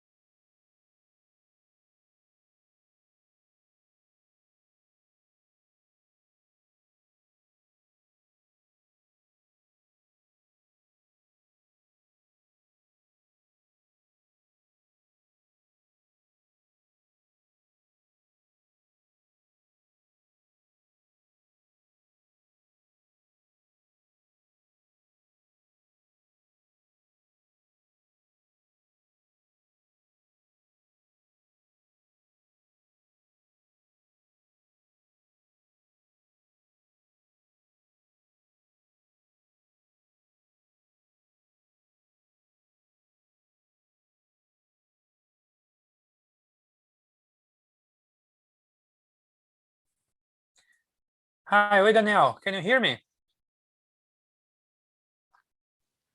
Hi, yes, I can can hear hear you, Enrique. Hi, Daniel. And Daniel, can you hear me? Yeah, I can hear you.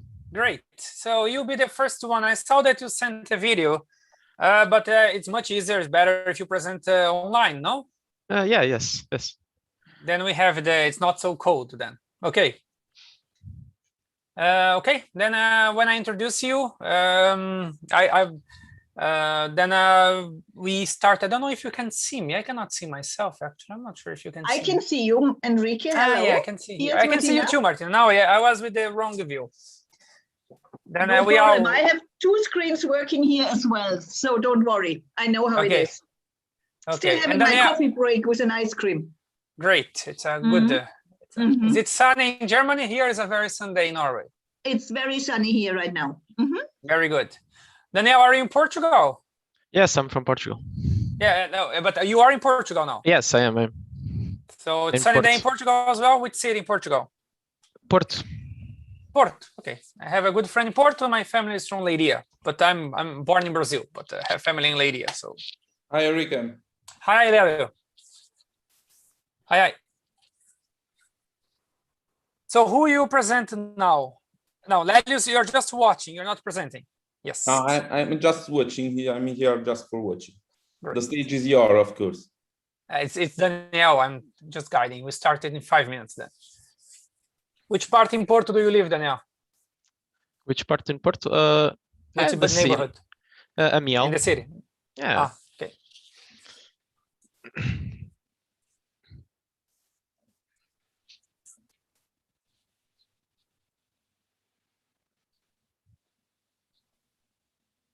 Dear guys, I just had a very interesting question from the parallel session. I think there might be a mistake in the program. There seems to be half an hour break between the first talk and the second. So that means we all have much more time because there are just 3 talks in each session. Could you take a look, please? Do you hear me? Yeah, you're right. There is a mistake between the one session. Daniel theoretically would finish 12:35, and So the other we- one should. So we just have more time. Yeah, or we do it faster, especially because I got no confirmation from Anna. Just Sayad, he answered me. Yeah, actually, I haven't got an answer from Anna either. So let's see if she will join in. Otherwise, we go on with the slow talks, with questions, and whenever I we think finish it's better earlier- to finish. I think it's better after Daniel finish. We don't to waste our time. Then we already put the presentation of Sayad and finish at 1. No? Yes, well, we finish when it's ready. Yeah, sure. Okay.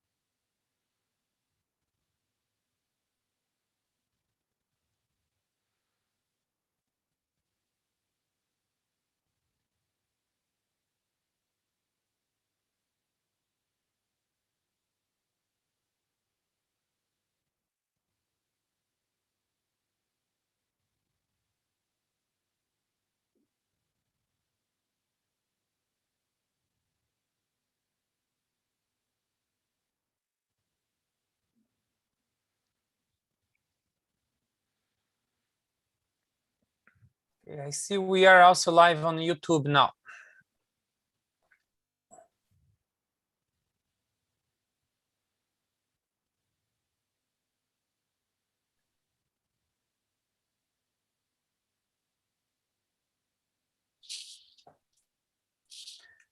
Okay, 30 more seconds, then we start.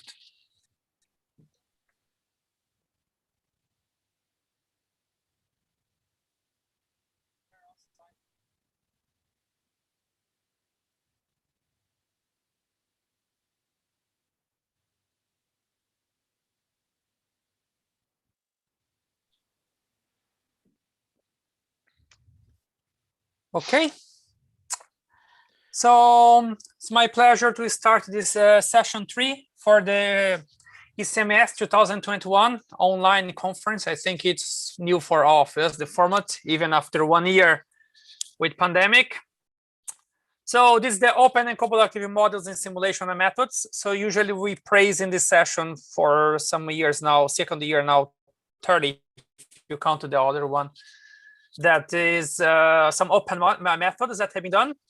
And then we have a very nice paper. It was actually very nice to read the paper, Daniel, when you submitted. Pedestrian simulation in SUMO through externally modeled agents. So I will let you the stage for you, Daniel, and you are welcome to start your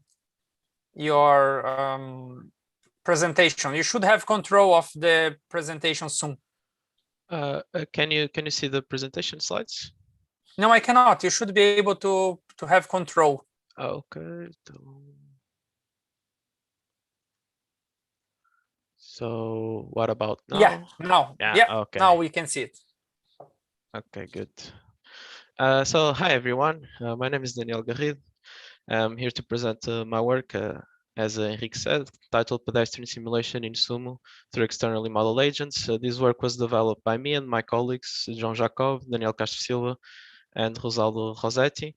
And we are all from the Artificial Intelligence Computer Science Laboratory, which is in the Faculty of Engineering, University of Porto.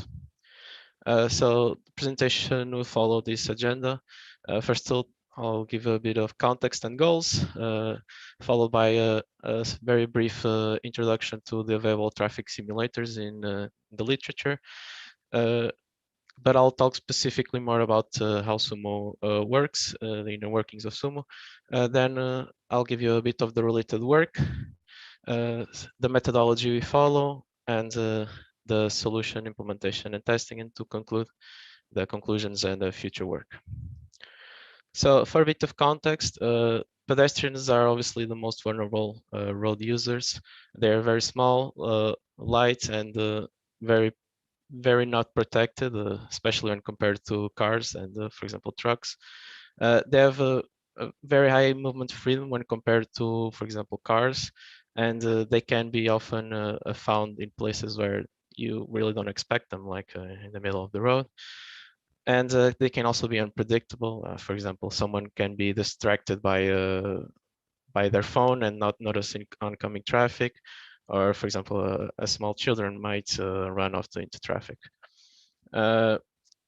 In 2016, in Europe, pedestrian fatalities made up about 21% of all road fatalities, totaling more than 5,000 fatalities just by pedestrians, and this percentage rises to about 38% when we talk about the urban scenarios.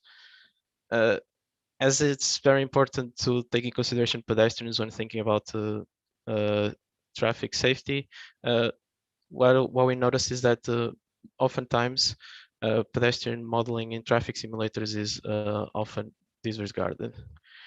Speaking of traffic simulators, there are several options that have been used in the literature for pedestrian research, especially safety, but most of these are paid software, and they're usually they have pretty expensive subscriptions.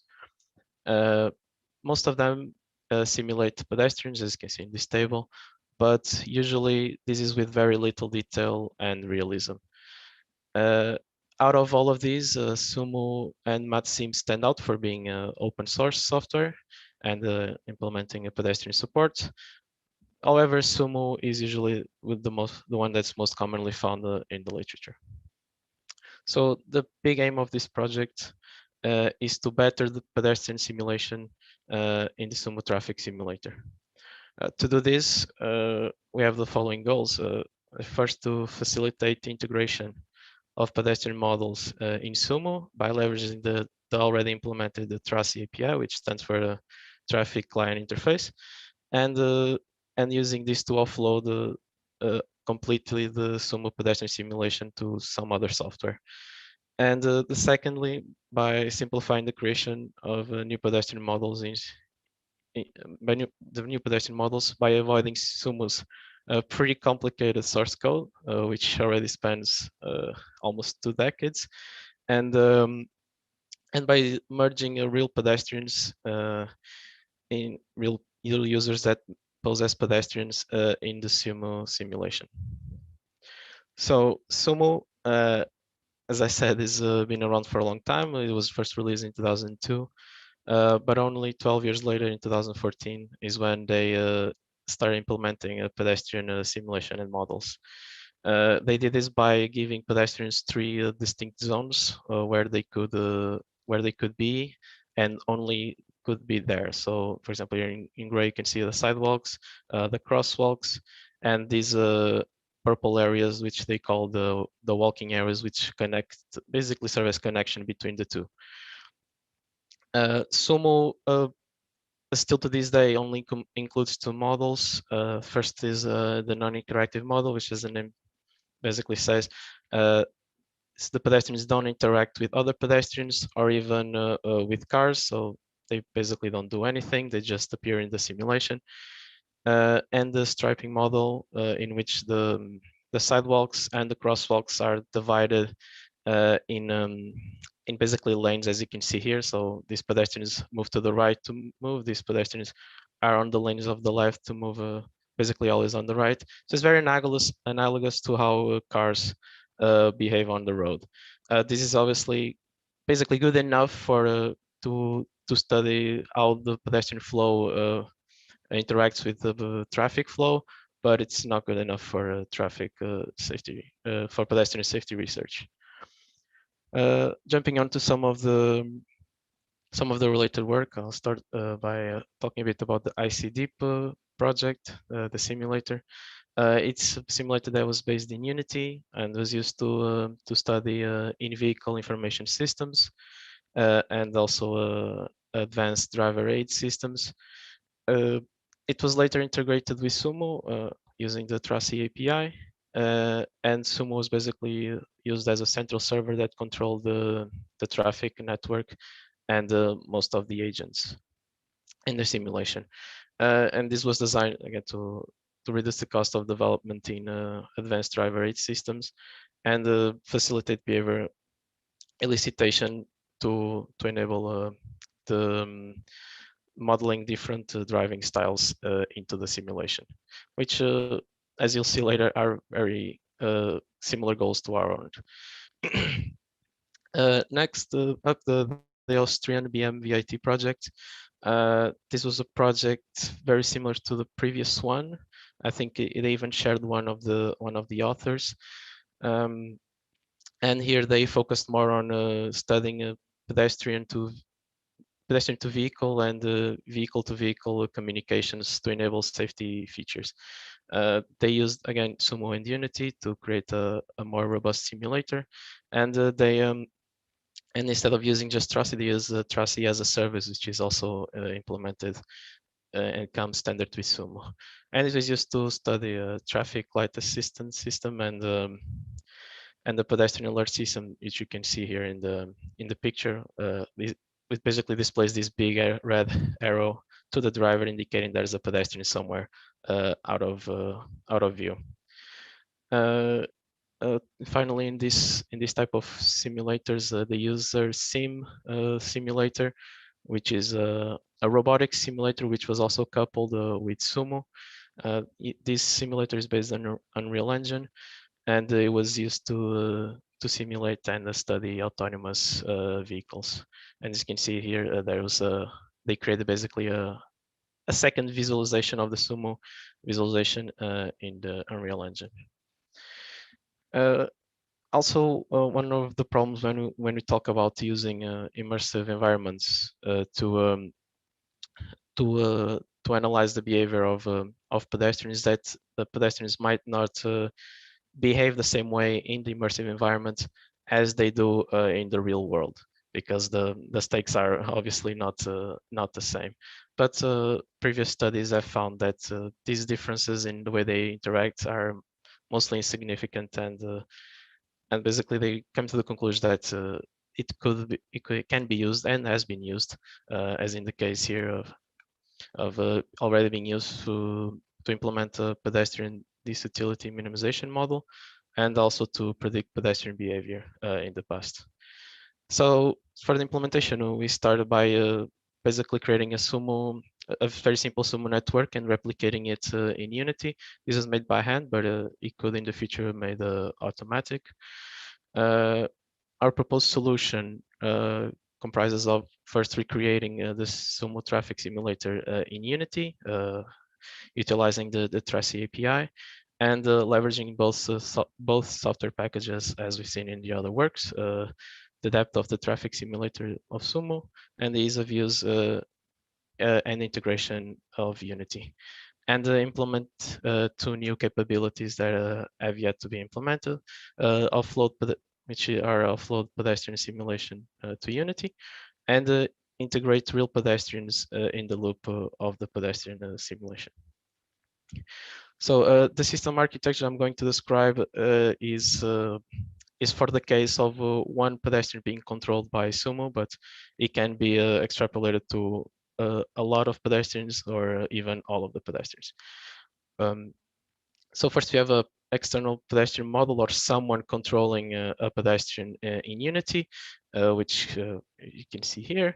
And this pedestrian's position location is sent to Sumo, and an avatar is updated there. And the position of this avatar then influences all the other agents in the simulation that are being controlled by Sumo, so other cars and potentially other pedestrians using the internal traffic model and the striping model. And then the positions of these agents are sent back to Unity, which update their own avatars, which in turn will influence the external pedestrian model or the person that is immersed in Unity. And this communication is aided by a Python script to make it easier, more simple. This Python script we call the middleware uses 0MQ to facilitate the communications, because it's pretty simple and light and fast. And in here the middleware acts as a server, and in Unity serves as a client. This was made this way so that in the future we could have more Unity instances running at the same time to potentially even further distribute the simulation. It follows a simple back and forth loop, which I already explained before, basically sending the information of pedestrians that we simulate in each side for the other side, and the timing is kept by Sumo. The most difficult part of this project was for sure controlling the pedestrians to Tracy. In the previous works we've looked at, the only thing that's been controlled was vehicles, cars, and for that it seemed to work fine. So we had no reason to think it wouldn't work with pedestrians, but we are almost wrong, as this function, while it was available in the Tracy API, it was not documented, maybe suggesting that it was not fully developed yet. And we believe that was the case because we found some problems. As for example, when the pedestrian changed from an edge, for example, this crosswalk to this walking area here, the position, this edge was not updated internally in Sumo, which gave out very interesting problems, such as this pedestrian not being seen by other pedestrians or even cars, which happen quite regularly. Pedestrians being run over by other cars. To fix this, we basically had to make sure that every time an edge change occurred in a pedestrian, that we had to remove him and add him again in that edge, and then we solved this problem. Then we also implemented the immersive component of this work using immersive technologies. We were able to immerse a real actor and in the simulation, and this behavior was picked up by others, as you can see in the picture, that the car now is waiting for the pedestrian to cross the crosswalk as if it was a native pedestrian of Sumo, and this car was being controlled by Sumo. The pedestrian was the only agent being controlled in Unity. We also made it show that it could also be used with keyboard and mouse, but we prefer to use the VR systems.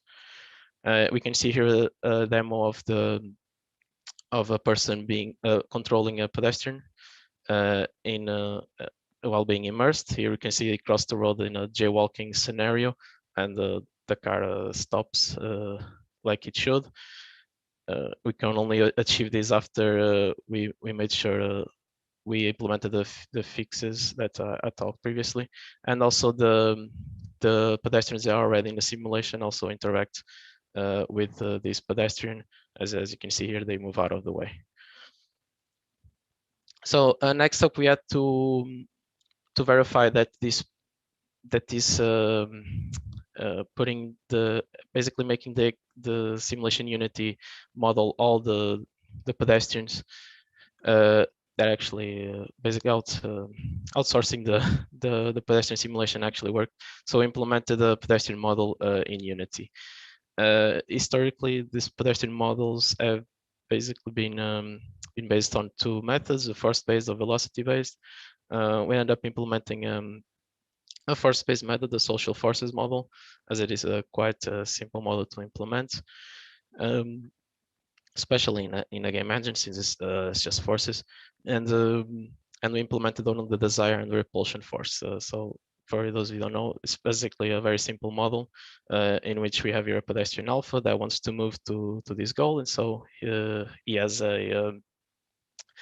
basically a desire vector that just says, okay, go to this goal. But there's a pedestrian beta here that's pretty close, and in wanting to avoid him, another force opposite of the direction of this pedestrian beta is going to act in the pedestrian alpha, and as such influence and create a new movement vector that is the sum of these two. If there were other pedestrians, then we have to sum all the other position repulsion forces too. And it could also be, for example, walls or other obstacles. Doesn't need to be pedestrians. We can see here how it works. So you have two pedestrians that are getting very, very close.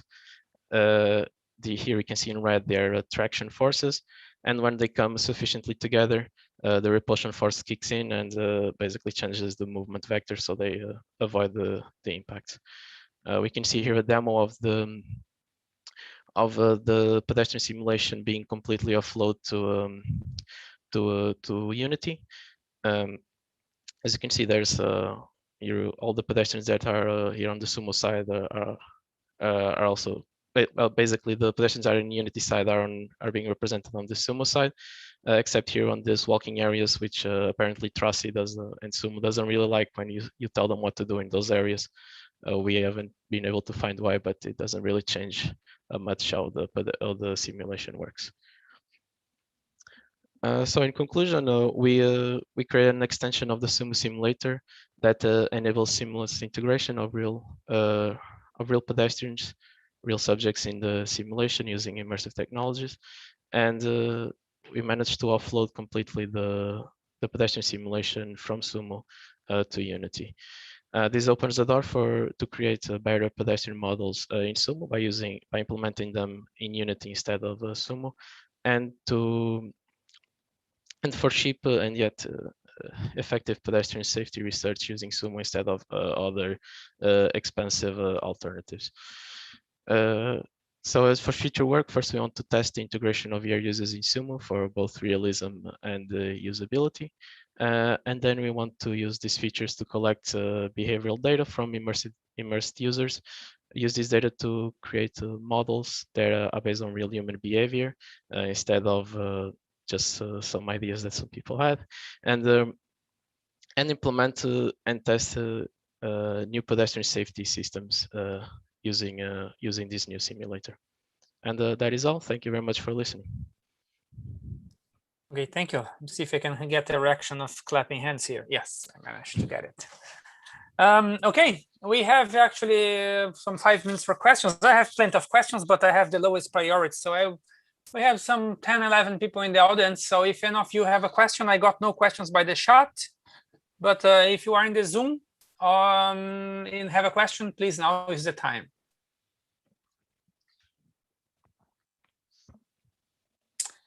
Okay, so if anyone has a question, interrupt it. I have plenty of questions now. Okay. First of all, very nice work. Very nice. It was very interesting to read this too as well. One thing that was not clear, or if it is clear, I don't remember that you said, how much is this real time, or how much the simulation is in parallel? How much is the lag between one and the other when you are in the 3D environment? Between the Unity and Sumo, basically the parity. No, you wanted to use this in the VR, so it should have some kind of real time. There is no lag. You don't get any lag from the car or something like this. No, we don't. It was okay, pretty smooth. Pretty smooth. I don't know if in the video, I think the video might have been playing at 30 FPS, but it worked pretty well.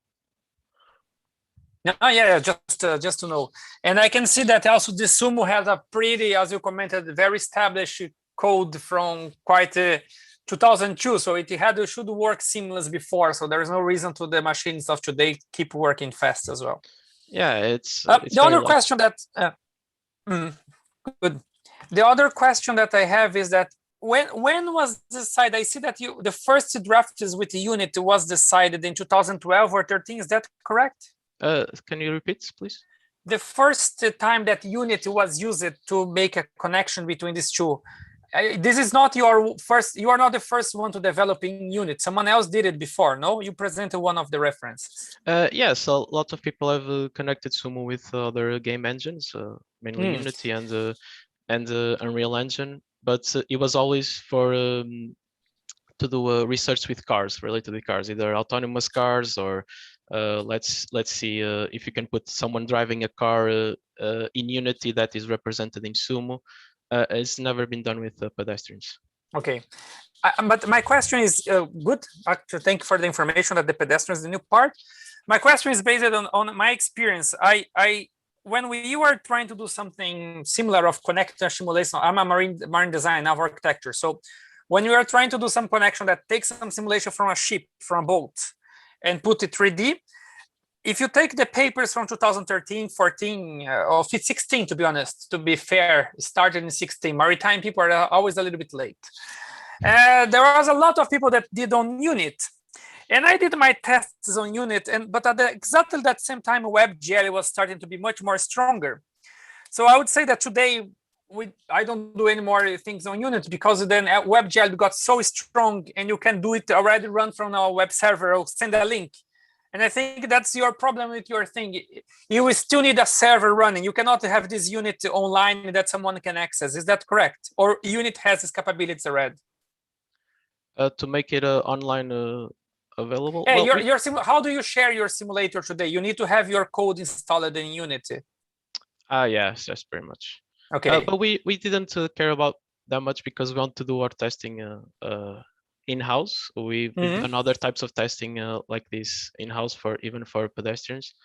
So we didn't really get concerned about, so we have to make this deployable to other people because we have our own VRS sets and we usually bring our own people to do the testings.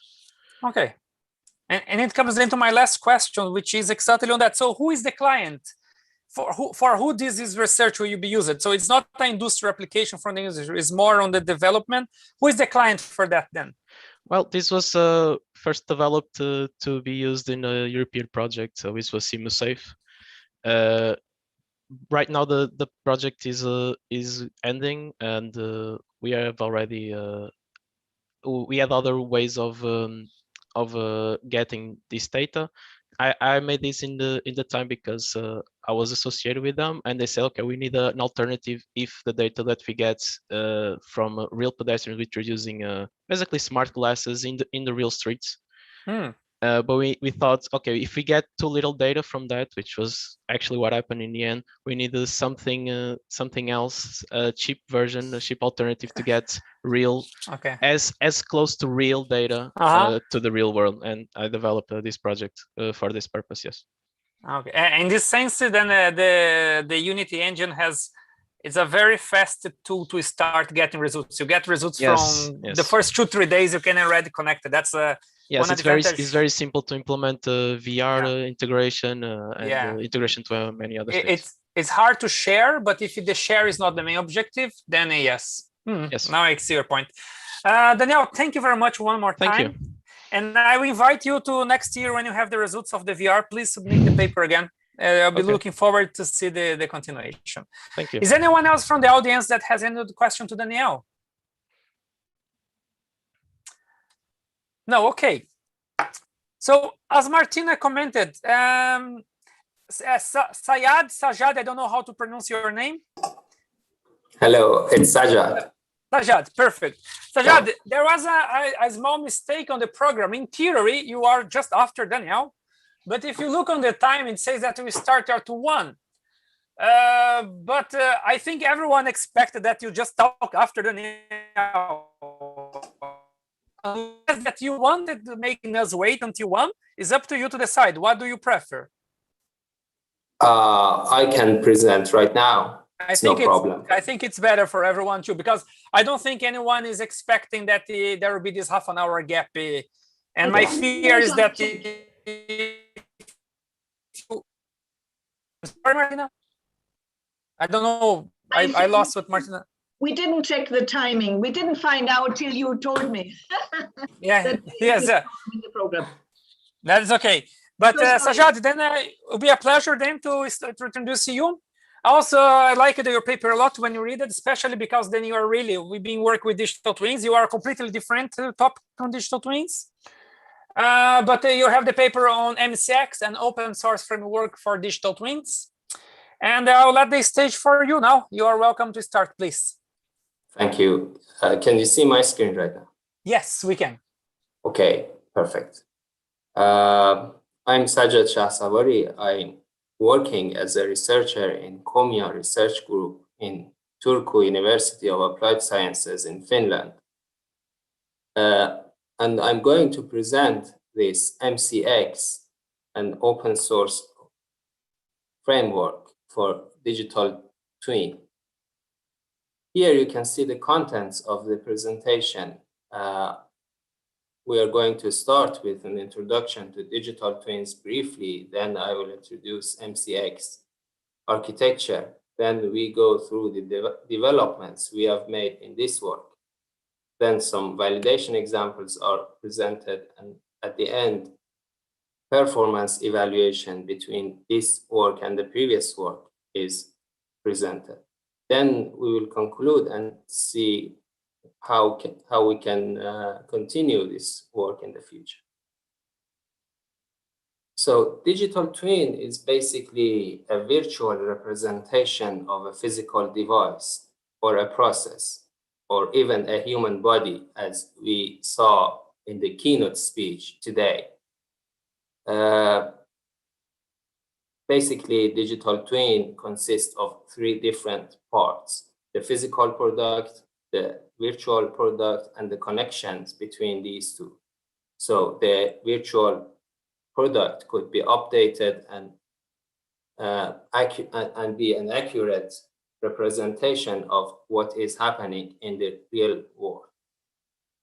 Digital twin is one realization of cyber physical systems, which was mentioned in industry in the 4th industrial revolution.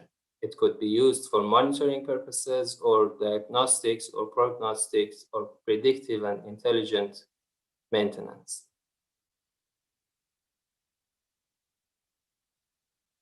In this work, we implemented MCX framework, which the name is abbreviation for Model Conductor Extended.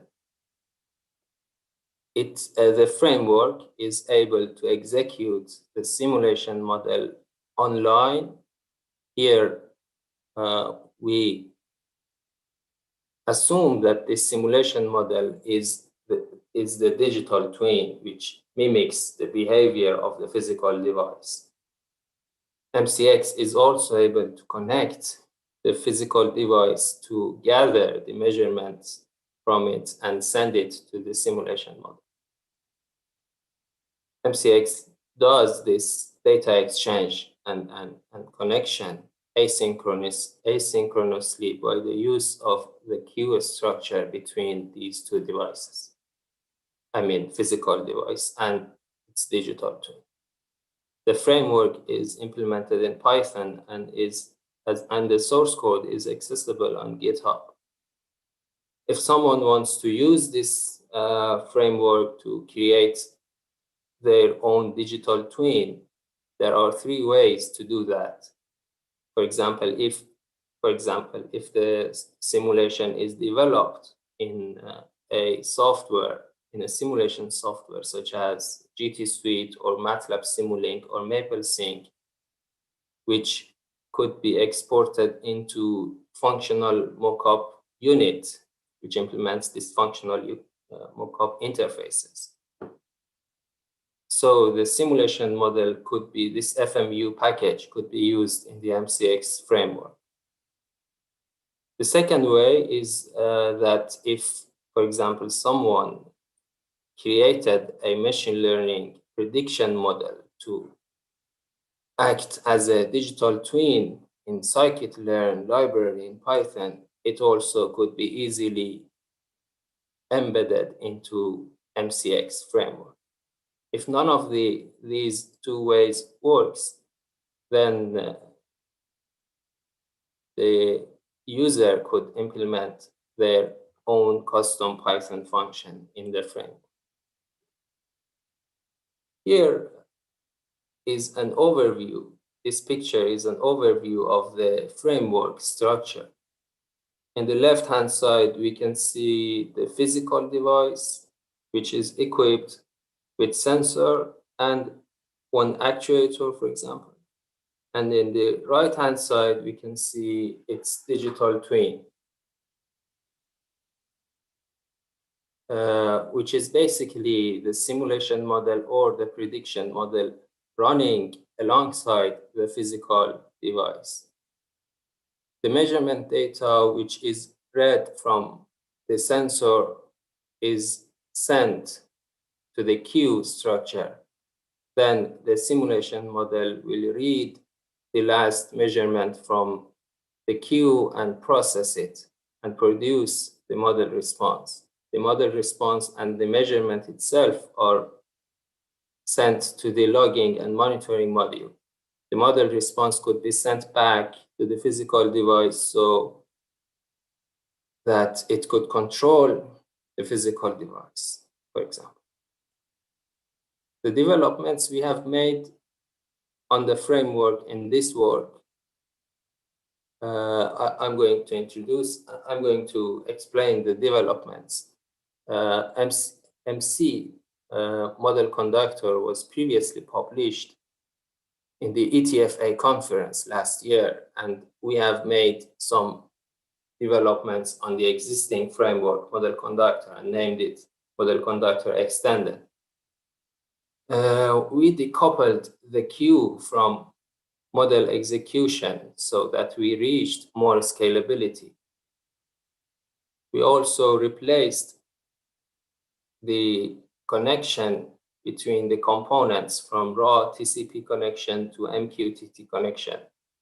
This MQTT connection was useful because it is implemented event-driven and it is non-blocking. So it showed higher performance compared to raw TCP.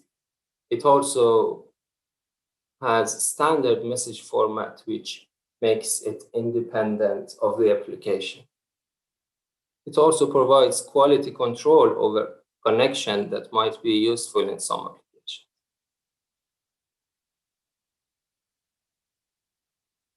Another development that we have made is that we implemented this memory-full model execution, which is useful for the cases in which the simulation model is computationally expensive and slow in processing the measurements. In this case, while the simulation model is processing the last measurement, new measurements might arrive, and if we use the most recent measurement to capture the recent status of the physical device, the measurements in between the last measurement and lastly processed measurement will be lost. Also, if we want to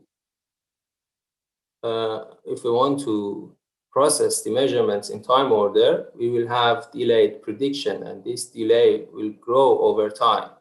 So to solve this problem, we implemented memory full model, which uses a temporary buffer to store the measurements in between the time interval that new measurements are arriving, so that when the model is ready, it will use them all to generate the next response.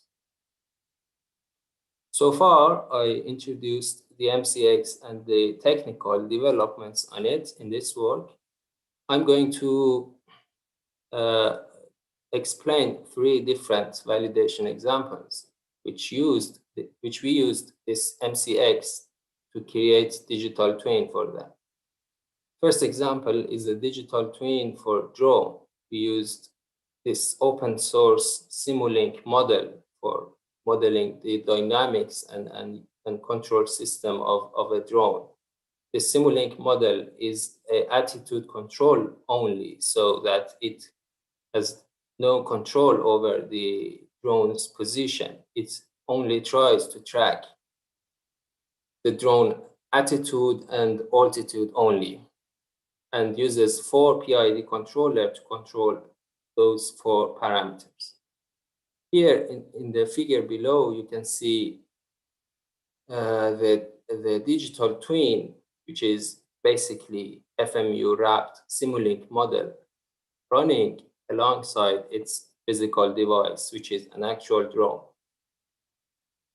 Here we sent these command vector to both the physical device and the digital twin. The command vector consists of phi, theta, psi, and z, and it is sent to both devices. Then we could monitor the behavior of the devices and compare them to each other. In this experiment, we sent a simple step change in the phi angle of the drone, which means we want the drone to roll a little bit, and we sent the command over time, specifically 1 command vector every 20 milliseconds. And then we could be able to watch the dynamics of the drone and also internal states of the drone, which was the output of the simulation model. For example, in the right-hand side figure, we can see the phi command, which was fed into the drone.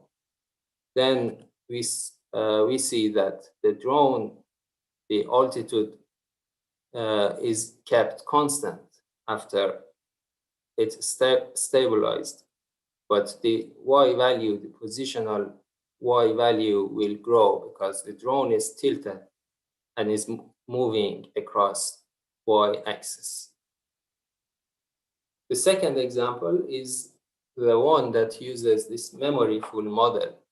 We created an artificially slow model with putting explicit delay on the model execution. We sent 100 measurements per second, but the model will take randomly no longer than 1 second. Here we can see that we, at the beginning, the model is a simple linear regression to predict next time step value of a scalar measurement data. Here we can see the MCX receives a few measurements until here, and then it could be able to predict the next value. We can see the predicted value in the orange line, which follows the behavior of the measurements, but not with the same resolution. The final example is a limited digital twin for a 4-stroke off-road diesel engine, which we try to predict the nitrogen oxide emission of this engine. The model is developed in Sklearn to predict the NOx emission given current engine status and engine requirement. 3 different regression models have been trained and tested, namely linear regression, polynomial regression, and random forest. And between them, this random forest showed the best performance.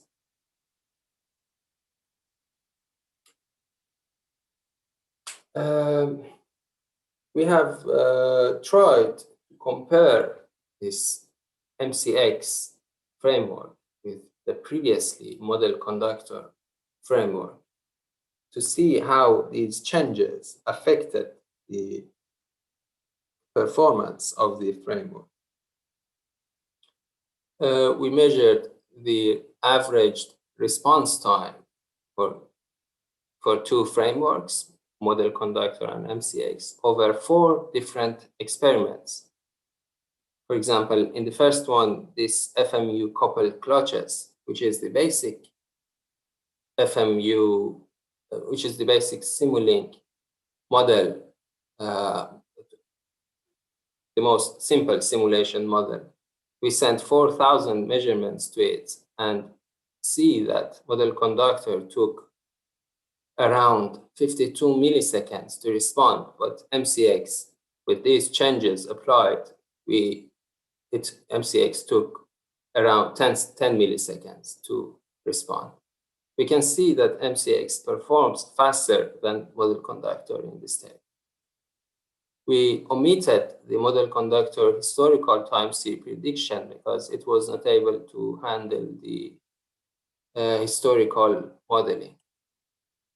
If I want to conclude, we have introduced MCX, which is an open source Python framework to run the simulation model online alongside its physical device, which does this data exchange and measurement exchange asynchronously. MCX can be used for monitoring purposes or alerting the physical device or even dynamically controlling it. We have discussed the improvements, the technical improvements on the framework, and saw the performance change on the framework. And also several validation examples have been explained. Future works include model-based control with the means of two-way data communication between the physical device and the digital twin. Also, one can study adaptive digital twin, in which the simulation model adapts during time once new measurement data from the physical device have been seen. In this scope, we are working on the failure detection and failure tolerance of the drone based on its digital twin. Right? This work could be continued by studying more case studies and validation studies. For example, creating a digital twin for a battery or a set of batteries. We have developed this simulation for batteries, namely KeyBAM modeling, to replicate the voltage and temperature of a battery dynamically. we can also provide real-time measurements from this ERX electric car, which is built in Turku University of Applied Sciences. Thank you, everybody, for your attention. If there is any questions or comments, I will be glad to hear them. Okay, thank you. Thanks. Let me also clap your hands here. Yes. Thank you. Similar to what I did with Danielle. Thank you. Thank you. Sorry. Thank you. That's okay. Martina, you have a question? I'll open the questions for the audience first. No. I don't have a question. I wanted to say thank you. I was too late here in saying it. Thank you very much, Sashad. Okay. Thank you. Thank you. Actually, I have one. Please, Carlo. Okay. Nice presentation. And probably you can guys switch to the slide, the first one with a headline number 4, I guess it was this one. Yeah, with a drone. Yeah, perfect. No, that's not the first one. This one? That's with the drone symbol. Or you could use slide 5 is also fine. Slide number 5. Number 5. Perfect. Yeah. And I was wondering about your queue. And because I have a familiar problem, so I'm very interested in what you're saying. Probably I can explain. Tomorrow you can see our presentation, and I'm working for many years on a Petronet tool, which is web-based. And 3 years ago, we used this tool and put it on a Raspberry Pi to control a small toy production line. Yeah, it worked pretty well. Because you immediately got the interaction as you described here. So for me, I'm working on Petronet for 30 years now. For me, this was my MCX architecture because I'm familiar with, okay? But then I got to the problem, then I tried to use the sensor of another engine, which sends many signals. My Raspberry wasn't fast enough anymore. And also my simulation environment couldn't work. And now I saw it within this slide, a good solution for this, because instead of connecting device and my simulation environment immediately together, you put a queue with inside. And now I was wondering, I have seen queues before. And I remember that, for example, middleware software, like IBMS WebSphere, was also in the past used as a layer between 2 other systems to buffer information, and with such middleware, you have intelligent middleware which also aggregates information or does something with this information. So what about your queue? How intelligent is your queue? What intelligence is inside your queue? I'm very keen on learning more about this. Okay, thank you for your question. The queue here is basically MQTT broker. Could you write it in the chat? Yeah, let me write it here. Okay, all right. Yeah, it's MQTT. No. Okay. Okay. MQTT broker, which is able to filter. Okay, each message which is sent to the queue has one topic,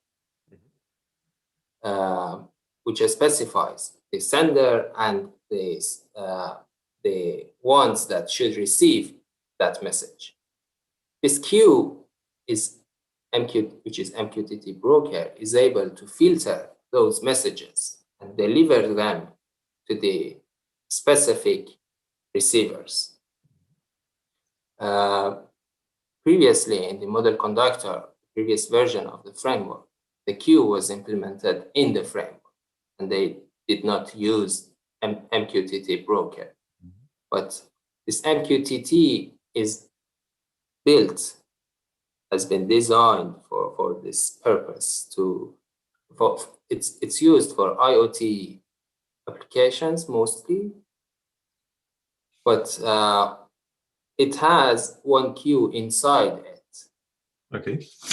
And this queue is able to filter the messages and deliver them to the appropriate receivers. And is it hardware, software, or both? Or is it a pure software component? It's software. It's pure software. yeah, it will run on for example, you could run it on your PC, okay, and connect your Raspberry Pi via, for example, network connection to it. Okay. Yeah, fine. Yeah. I hope I could explain it correctly. Yeah, that's a good idea. Thank you very much. Thank you. Carlo, more questions? It was actually a very interesting question. Unfortunately, no. No, It was such a good presentation. It was such a good presentation. And read the paper. It's a good paper. It is a good paper. By this way, I didn't want to blame on Daniel. He also did a very fascinating. No, it's fascinating. No, of course. Both papers are good, but it depends on the topic that you're talking about. If you're talking about the digital twin for a framework, something. If you're talking about pedestrian simulation with Unity, it's something different. Sajad, both papers are good, by the way. Sajad, I have a few questions. Actually, I will connect. That was my last question, but I'll connect that first because it connects to what Carlos said. We also have in-house here developer with FMI and something similar. And what is then your if you have your queue and you have many of the things connected, what is the real hertz that you can have on updated your digital twin? How fast your digital twin sensors can be? Of course, we are talking maybe about 5-6 sensors. I don't think you have 100 sensors on your drone. So my point is that how often, how fast, even let us assume that this queue of yours is really well implemented and is working perfectly. If we don't have the latency or the lag, how we are talking about 30 hertz, 100 hertz, or 1000 hertz? Okay, I showed this. Okay, if we see this table, for example, in the drone simulation, it will take 18 milliseconds to produce one response. Okay. Yeah, it's 50 hertz. 50 hertz, yes. Yeah. Thanks. Around it, if I'm not mistaken. 50 to 60. Okay, which pretty. My point is that you have sensors that are able to produce you 1000 hertz. So then you also need to filter these sensors because then you cannot be getting. You cannot get also a queue larger than you should. 50 hertz seems actually reasonable for any human, unless that your drone you crash. Maybe for a drone is not so good 50 hertz, but for your diesel engine definitely it is. Yeah. If the simulation model is slow, then someone could use this memory full execution. Okay. Okay, my other question that goes, all the applications we also use here in our department, FMI connected, and there is also one developed. Can I assume, are you a researcher, you're doing your postdoc, your PhD, you're teaching already? What's your position now? I'm a PhD student in University of Turku, yes. So it's the same. We had just a PhD student that just finished his PhD. If you wanted, I can send you later. Working with the digital twin, FMI connections, and most of his PhD was a Python library also here. So I can see that these developments, and Carlo commented that he has been working with that. I can see that these, of course, it's very hard to have a standard for that because it changes from case to case. Maybe FMI try to be a standard, but if you work with that, it's very messed up. So my question is, do you have any big industrial application backing you up? Because here is the maritime industry, but I see that you move from drone to diesel engine. And I think, Carlo, you also have some company behind it. You also have your dashboard is for some industry application like factory. Is that what I understood? From Carlo. Yeah. Yeah. So sorry, you're not presented, but you commented. The advantage of Zoom is that we can have this discussion pretty well. So Sajad, go back to your question. What you would be if I saw that you can try to be this as generic as possible, but do you have any industry or any big company behind it that wants to use your things? Actually, it's this Valmet Automotive in Finland. Okay. And they are funding the E3 Power project in the Turku University of Applied Sciences. And they are working on this battery digital twin. Okay. Yeah, they want to create digital twin for every battery package they deliver to the customer. Because I believe that after you stop to having some mock-up, which I would call the drone as a mock-up, and just a comment, and start to have a real case industry, then you jump the level of usability and also complexity on these things too. And at least it's our experience when we have a mock-up here and suddenly we have the real data shipped with 900 sensors. So we need to select the 5 or 10 sensors that matter, and every sensor has a very different hertz. And then suddenly we are talking about 2 gigabytes per second, which is impossible. So then my point is that when you, and I think the factor of Carl will happen exactly the same. Easily you can have 900 sensors, and then how you do that? Daniel too, if he wants to simulate the whole city with 1 million people walking, and Porto has 1 million yet, not yet, maybe 1 million, but 200,000-300,000 cars. So you jump in a level of complexity that your model suddenly starts to get a lot of bottlenecks. So that would be a recommendation, that you are in a very good level now to have a very good industrial application, because your paper was I remember now the comments. While you were talking, I just tried to remember the comments, and it seems that theoretically it's working fine. So yeah, but I could give another advice, and it's I have taken it today from the keynote at the beginning, which was very, very interesting. Yeah, from WebUR. One of the speakers said that I wrote it down in German, so I have to translate it. If a simulation is good, you should not be aware that you're working with a simulation. That's a good point. Yes, it's true. That was a very, very clever definition. I've never heard it before, to be honest. It's like the Turing test, yeah? If artificial intelligence is good, then you don't realize that you talk to a computer, but you think you talk to a human. And so also, it's also the same with the simulation. Probably you don't need these 900 sensors, and having a clever queuing technology, which is probably more than a filter. It was only a testing phase. Actually, I'm working on other topics. But I wanted to try it out. Yeah, it worked pretty well in a long way. But from my opinion, what you need is also some kind of aggregation.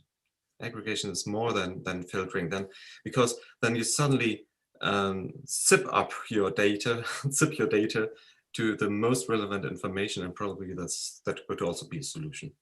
Yeah, probably, and the idea, which is not uncommon in software engineering, that's the middleware like IBM WebSphere. That's was very prominent, or is still a very prominent product of IBM. Yeah, and they use it to aggregate information, and probably this could also be a solution. But very interesting. Thank you very much. Okay. And thank you for the comments. And I'll finish with the same comment that I did to Daniel, is that as soon that you have the it's good results, as soon that you have the more complicated results from next year, we'll be looking forward to read the paper again, the final paper with the next year. Sure. Thank you. Martina, you open the camera. You want to share something with us? No, I just was wondering, I guess we don't have the third talk taking place. No, we don't. So we don't, and we don't have a video either, I think. No. So somehow they have forgotten us. So thanks everyone for giving the talk and for the great questions, Carlos. Thank you very much. So hopefully we can listen to your talk tomorrow and have the same questions in return. Hopefully that will be to next year in Norway. And hopefully we see everybody with Enrique as a chair next year in Hallsund. Thanks, Enrique, for chairing the session. Okay, my pleasure. It was great. It was great presentations. I'm very. It really. I recommend everyone read the papers, because with connection with that, it was a very also fulfilling. Wonderful, wonderful. Thank you very much. Good to know. So we are still, I think, working on the best paper award. So thanks for letting us know. Okay. Okay. Okay. So no, Yeah, I invite for the ones that want to jump. Maybe you can jump to the other one. We are going to have only 2 papers in this one. The third person did not present it, did not come to present. Was also my intention. So see you in another See you. session. And Bye join bye. us- And please join us Yeah. at later sessions. We still have 2 sessions in the later. Okay. Good. Okay. Thank you. Thank you, Daniel Okay. and Sajad. One more time. Thank you. Bye bye. Ciao, ciao. Thank you. everybody. Bye-bye. Thank you. Bye bye. Bye bye.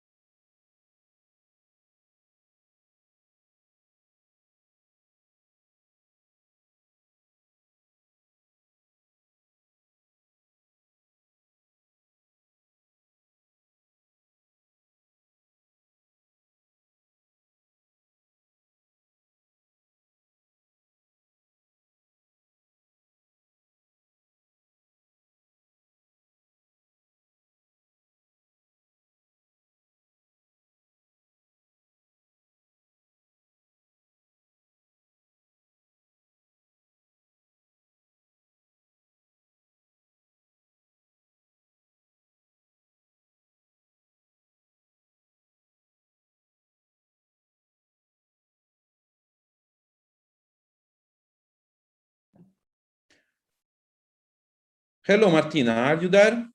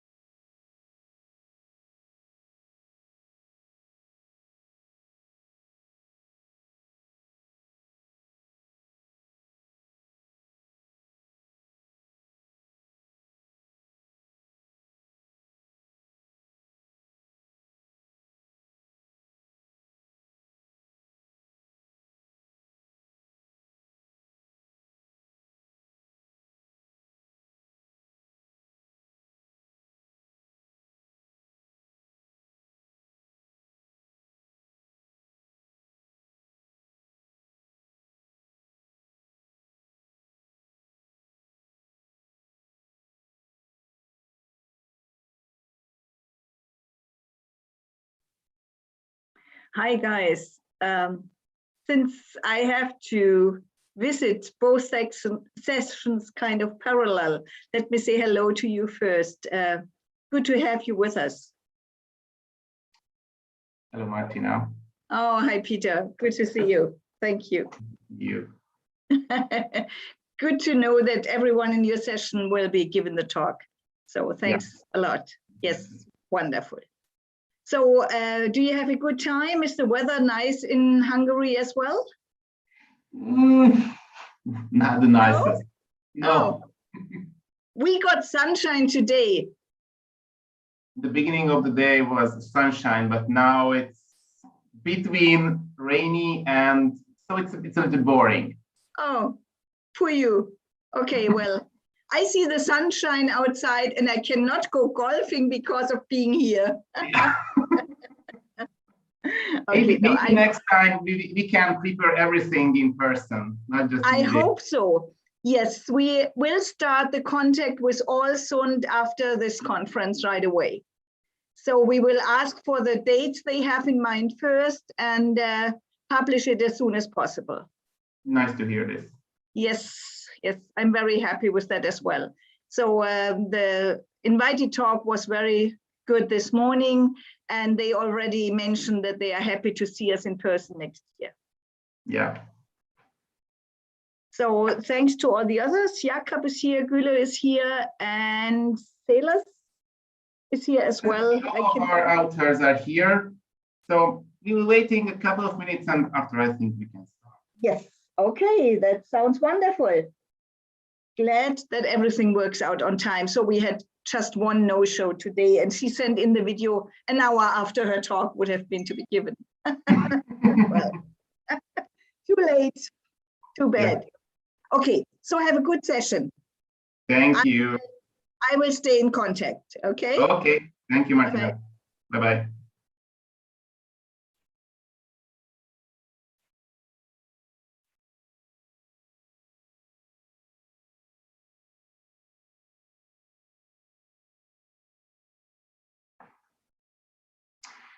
Okay, so I would like to welcome everybody in the session of finite discrete element simulation. I think we have 2 minutes before the presentation of Mr. Széles, but as first I would like to summarize. Today we will have 4 presentations in 4 very interesting topics. The first presenter will be Mr. Széles, the second one will be Mr. Szabó, the third one Mr. Molnár, and finally Mr. Dóczky closes the row. So I would like to ask everybody to keep the time window for the presentation. Both of you have 25 minutes to present your topics, present your presentation, including the questions. So I think it will be the best if you finish around 20 minutes. If you have no questions, at first I give the word to Mr. Széles to take his presentation, which is about, which title is Investigating the Load-Bearing Capacity of Additively Manufactured Lattice Structures.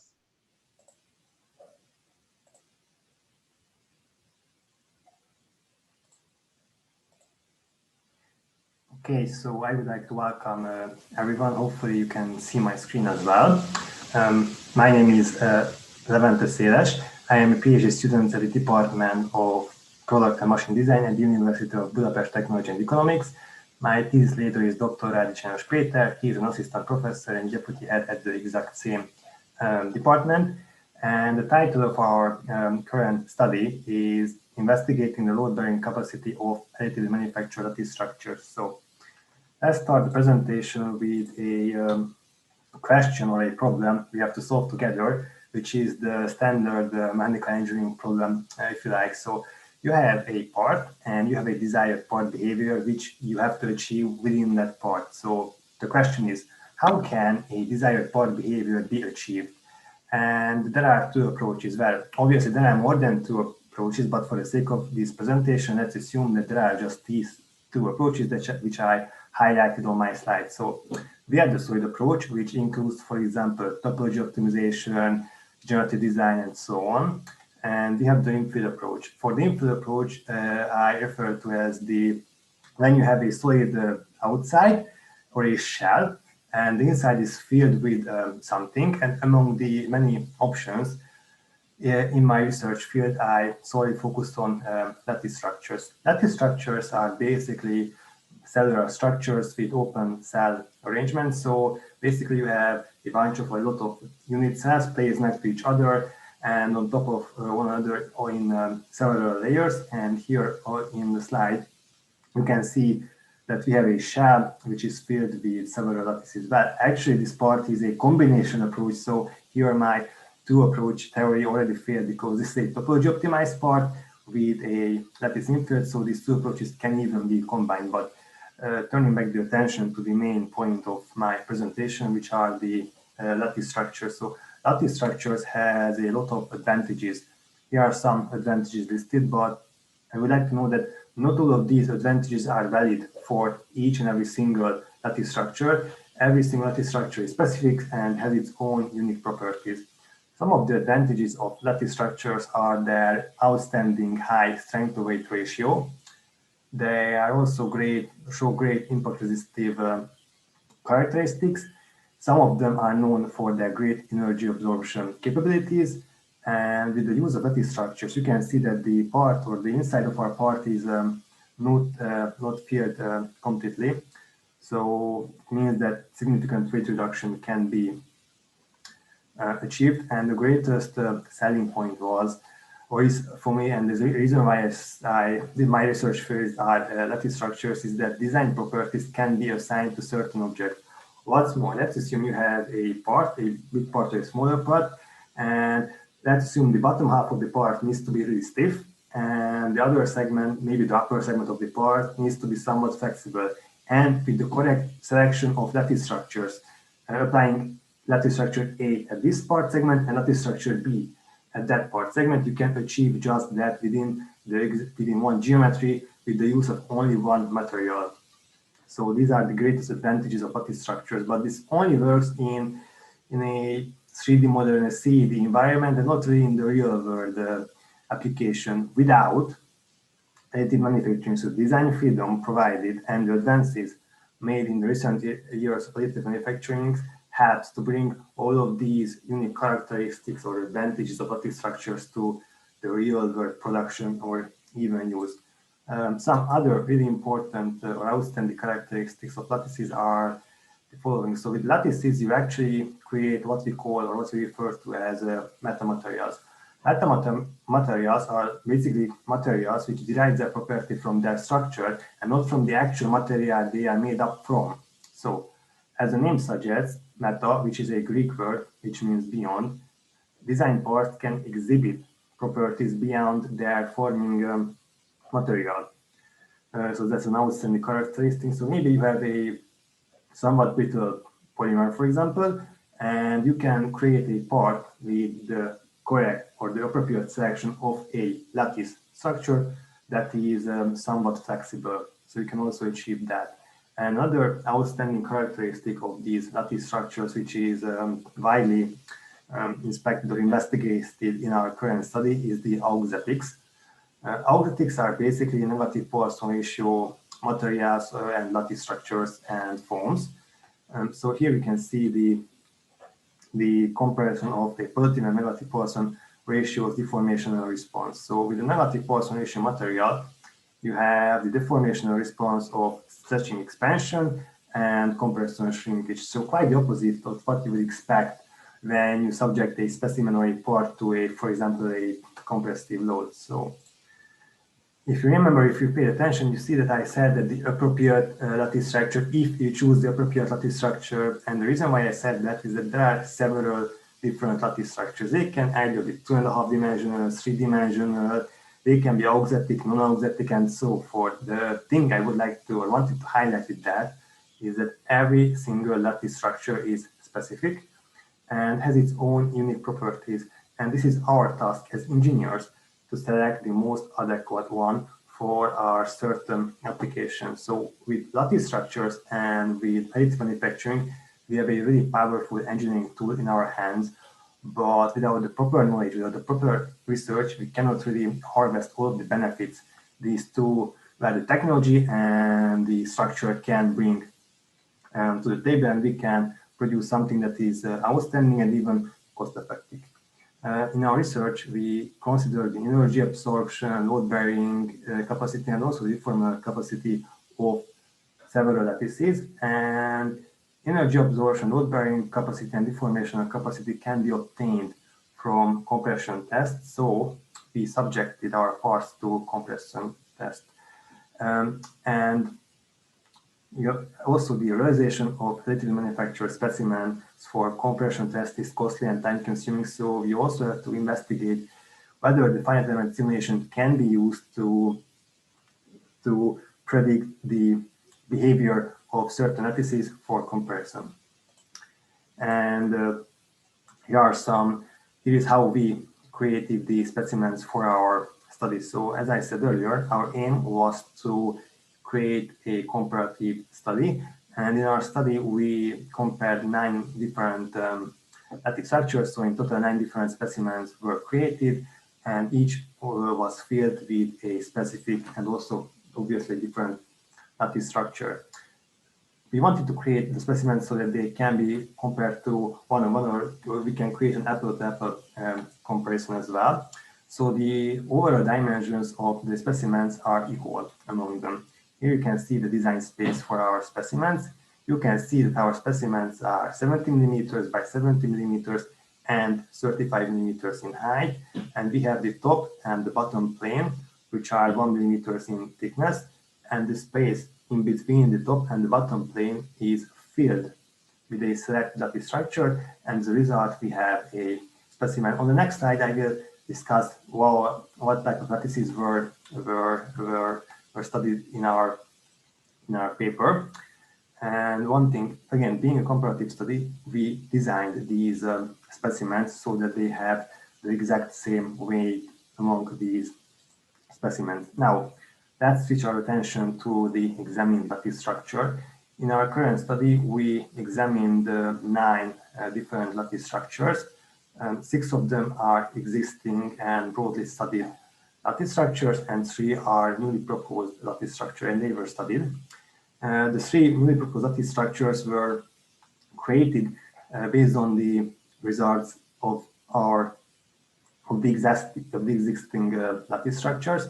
As you can see, our study, for the scope of our study, based on 2.5 dimensional, 3-dimensional lattice structures, some of them are auxetic and non-auxetic as well. From the world or family of the 2.5 dimensional lattice structures, we consider the regular honeycomb unit cell, the vertical auxetic honeycomb unit cell, and the arrowhead unit cell, which is also an auxetic unit cell.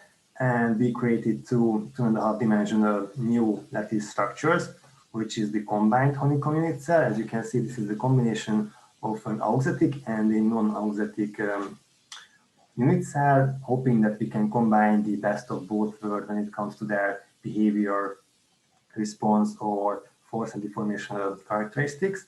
And then we have the combined auxetic unit cell, which is the combination of 2 auxetic unit cells. From the 3-dimensional lattices, we consider the 3-dimensional WV unit cell, the 3-dimensional WU unit cell. These are both auxetic unit cell, meaning that they have a negative Poisson ratio.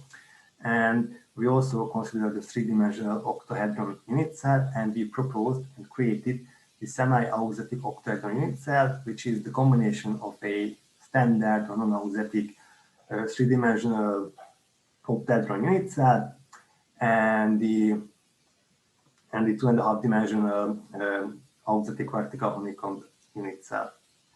So when it comes to the fabrication of these specimens, again, I would like to say that this has to be viewed as a 2-layer problem, because first you have the digital fabrication and then you have the real-world fabrication.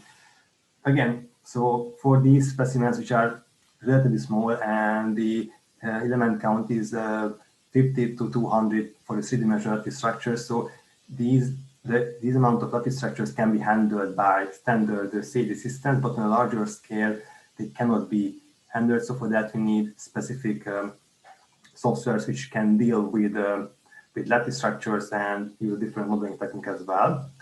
But in our study, the standard CD systems were enough. And as you can see, the structures can be specified by a series of dimensions. So here we have the standard honeycomb unit cell, and here we have one of our newly created unit cells. And as you can see, it can be described by several parameters. And we created the specimens using parametric adaptive CD modeling.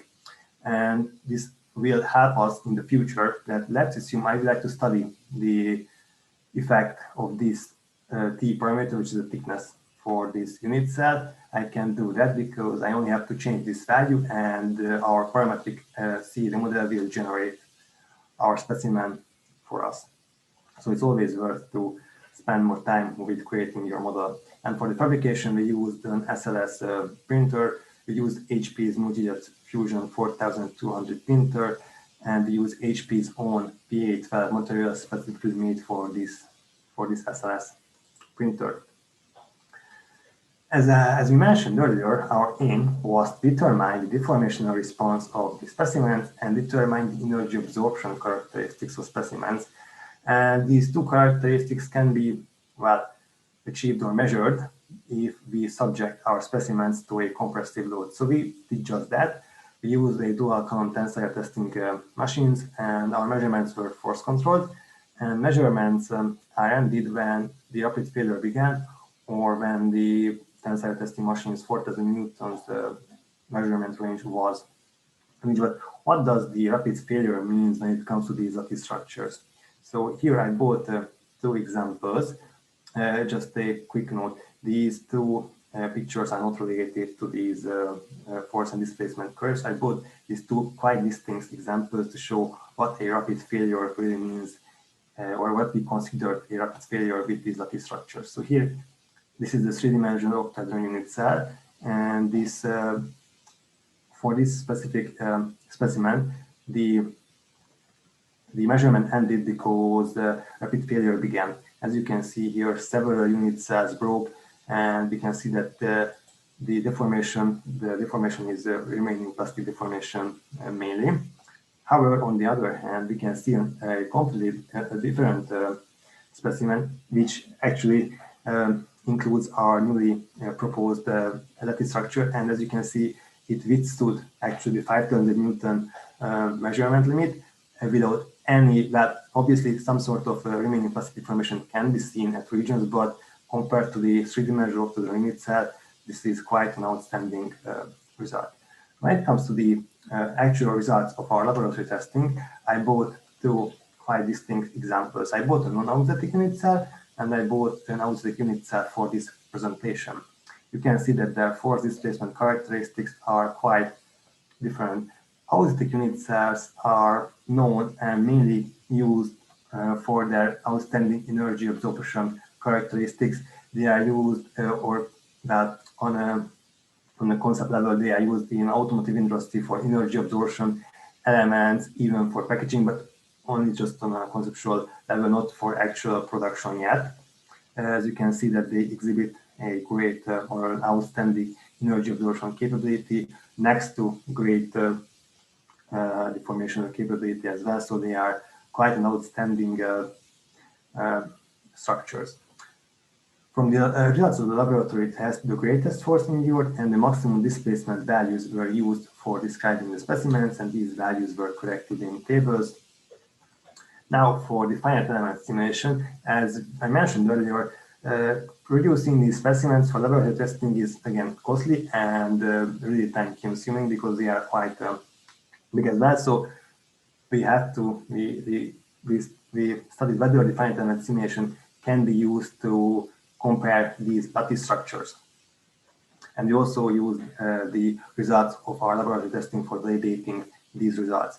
When it comes to the boundary conditions of our finite element simulation, fixed support was used at the bottom of our specimen. So our boundary conditions were set basically according to the actual compression test to represent the actual compression test. And the load force was applied at the top plane of our specimens, but as you can see, not on the entire top plane, just at the middle segment, so we do not overload the unsupported areas of the top plane.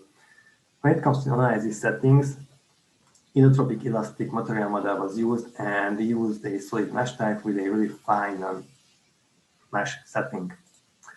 For the results, I bought an auxetic unit cell, for example, so you can see that the compression shrinkage behavior actually, this is how it looks like in a real life scenario, and obviously it looked the exact same way on the specimens as well. So when we get the results for each and every single one of our specimens, we first take a look on the resulting displacement, and if the displacement behavior was accepted. So for example, or in case of an auxetic unit cell, if the compression shrinkage behavior can be obtained, we deemed those results acceptable. Obviously, we took a look on our values and compared them to what we measured on our laboratory tests as well.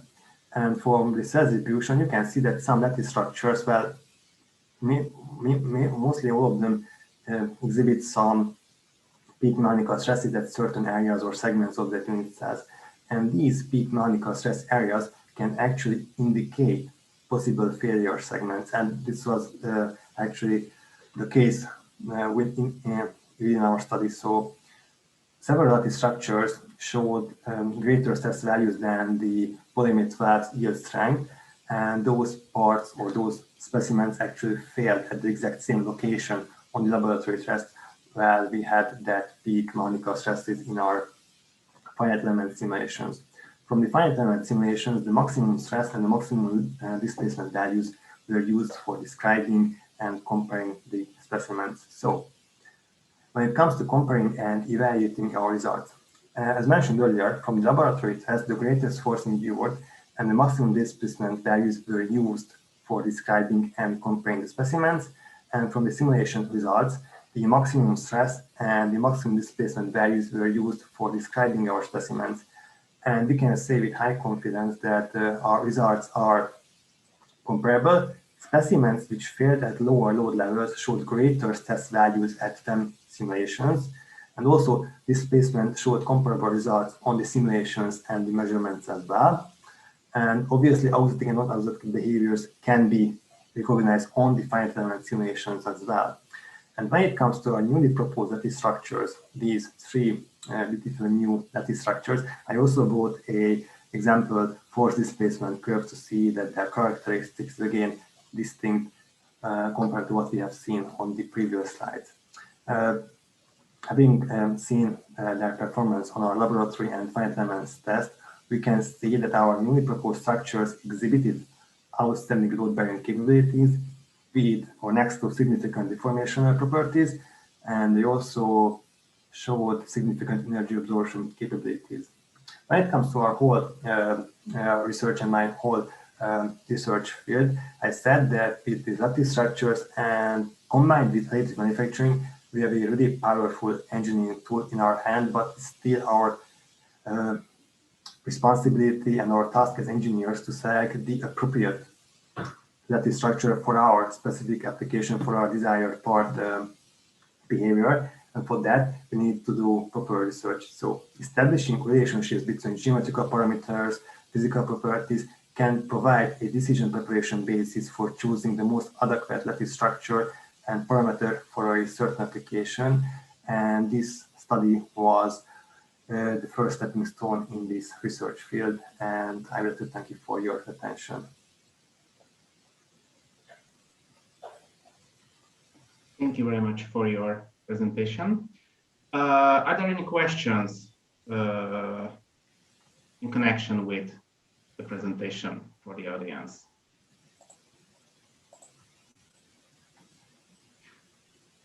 If not, I just have only one question. You presented that you figured out new lattice structures, new shapes, we can say, do the measurements and after checked with a finite element method. Is there any way to use the finite element method as the base of forming new lattices? What do you think, or what's the idea about? Yes, that's my current research field right now. I'm trying to create new lattice structures with topology optimization. So I give it a shape, I pick certain blocks which are for low displacement or which are fixed supports, or where maybe the proposed new structures lag will be, and where the force can be input from the other lattice structures. So that's my new research field, and yes, they can be achieved. And currently, I am also investigating whether certain lattice structures can be more optimized. So maybe with varying circumferences or change in width or whatever, we can also create new, more optimized lattice structures, because new softwares, for example, N-topology, which is a new lattice CEB system, they can infill basically or virtual any geometry with quite complex lattices. So we can also create new and more extreme lattice structures using, for example, a finite element simulation as well. Thank you very much for your Thank you, answer. Seles. So we may hope for another paper next year then. Please yes. have in mind and prepare another paper going on with your research. Thank you very much. Thank you very much. Is there any, are there any other questions to Levente? If not, thank you very much again your presentation. And I would like to ask Mr. Szabo to take his presentation, which title is FE model of a curved rubber railway brake tube subjected to extreme operational load on a reverse curve test track. Gyula, I give you the word. Thank you very much, Peter.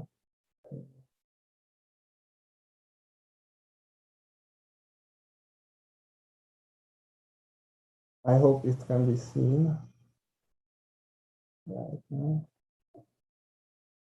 Yeah, we can see. Yes, okay, thank you very much. So, good afternoon to everyone. My name is Gyula Szabo, and I am a PhD candidate at the Department of Machine and Product Design at the Budapest University of Technology and Economics. The title of my conference paper is, as Peter had said before, finite element analysis of a cold rubber railway brake tube subjected to extreme operational conditions. The co-author of this article is Károly Váradi, Professor Emeritus at the same department. So let me firstly tell you a few words about the application fields of filament-wound cold rubber tubes.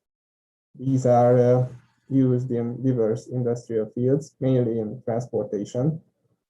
For example, in our case, it's the railway industry, so these are used as railway brake tubes. Their favorable features or attributions include high specific strength. This means that their strength to weight ratio is high. Another favorable attribution is high specific stiffness. Then they are also corrosion resistant, and they are also relatively cheap.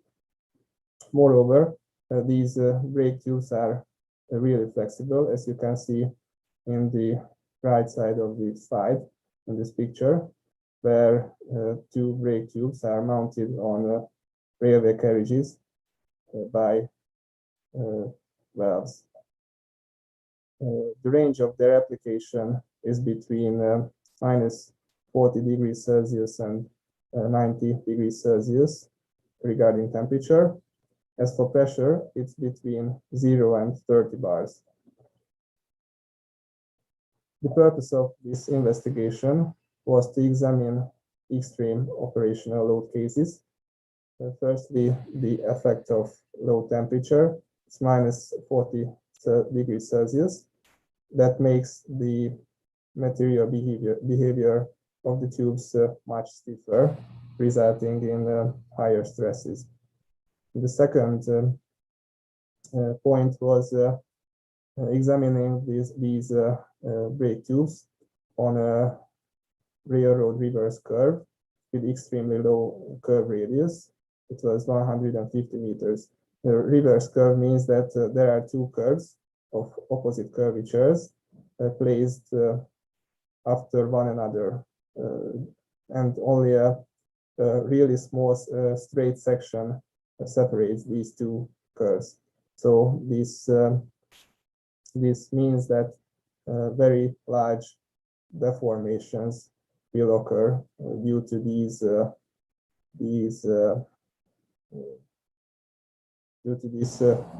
railway track. The main stages of our work was firstly performing a kinematic simulation for obtaining prescribed displacement boundary conditions. This was done in a Creo environment.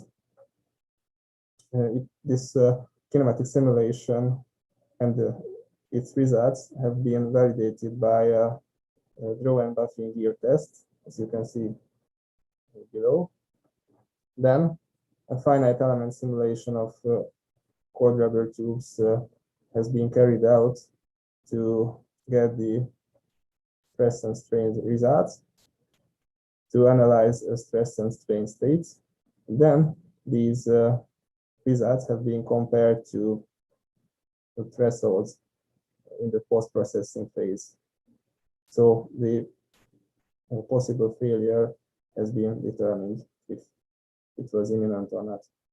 And the material properties have been validated by a standard deflection test. It has been presented in detail in a previous article, a previous conference paper that is referenced right here. So as I've said before, the goal of the kinematic simulation was to obtain the positions of the positioning pins, the displacement results of the tubes throughout this whole procedure. This simulation has been created and set up in PTC Creo 2. The reverse curve track geometry matched that of the draw and buffing gear test. You can see a schematic schematic figure down there about the test environment. So after a small initial straight section, curved section follows, whose length is 20 meters and its curvature is 150 meters. Then goes a straight section of 6 meters. And last but not least, a curved section of 20 meters with a curvature of 150 meters, with a curve radius of 150 meters, ends this track. The kinematic model consisted of railway track, trivially, then 2 carriages and 2 bogies per each carriage. The bogies are connected to the railway track by slot constraints that enables only motion on the track. The bogies are connected to the carriages by pin constraints at the bogie pivot points, so only rotation is allowed at this location or at these locations. The carriages are connected to one another by a draw gear, which is connected to both by pin constraints at various places at 2 points. And the whole assembly is propelled by a servo motor.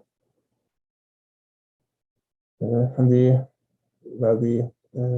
simulation speed has been 5 kilometers per hour, as it was the same in the case of the test. You can see the dimensions of the kinematic model right here. Let me show you a small animation, a short animation about this. So the first carriage goes on the first curve. Then the second one follows it. They are connected by a draw gear.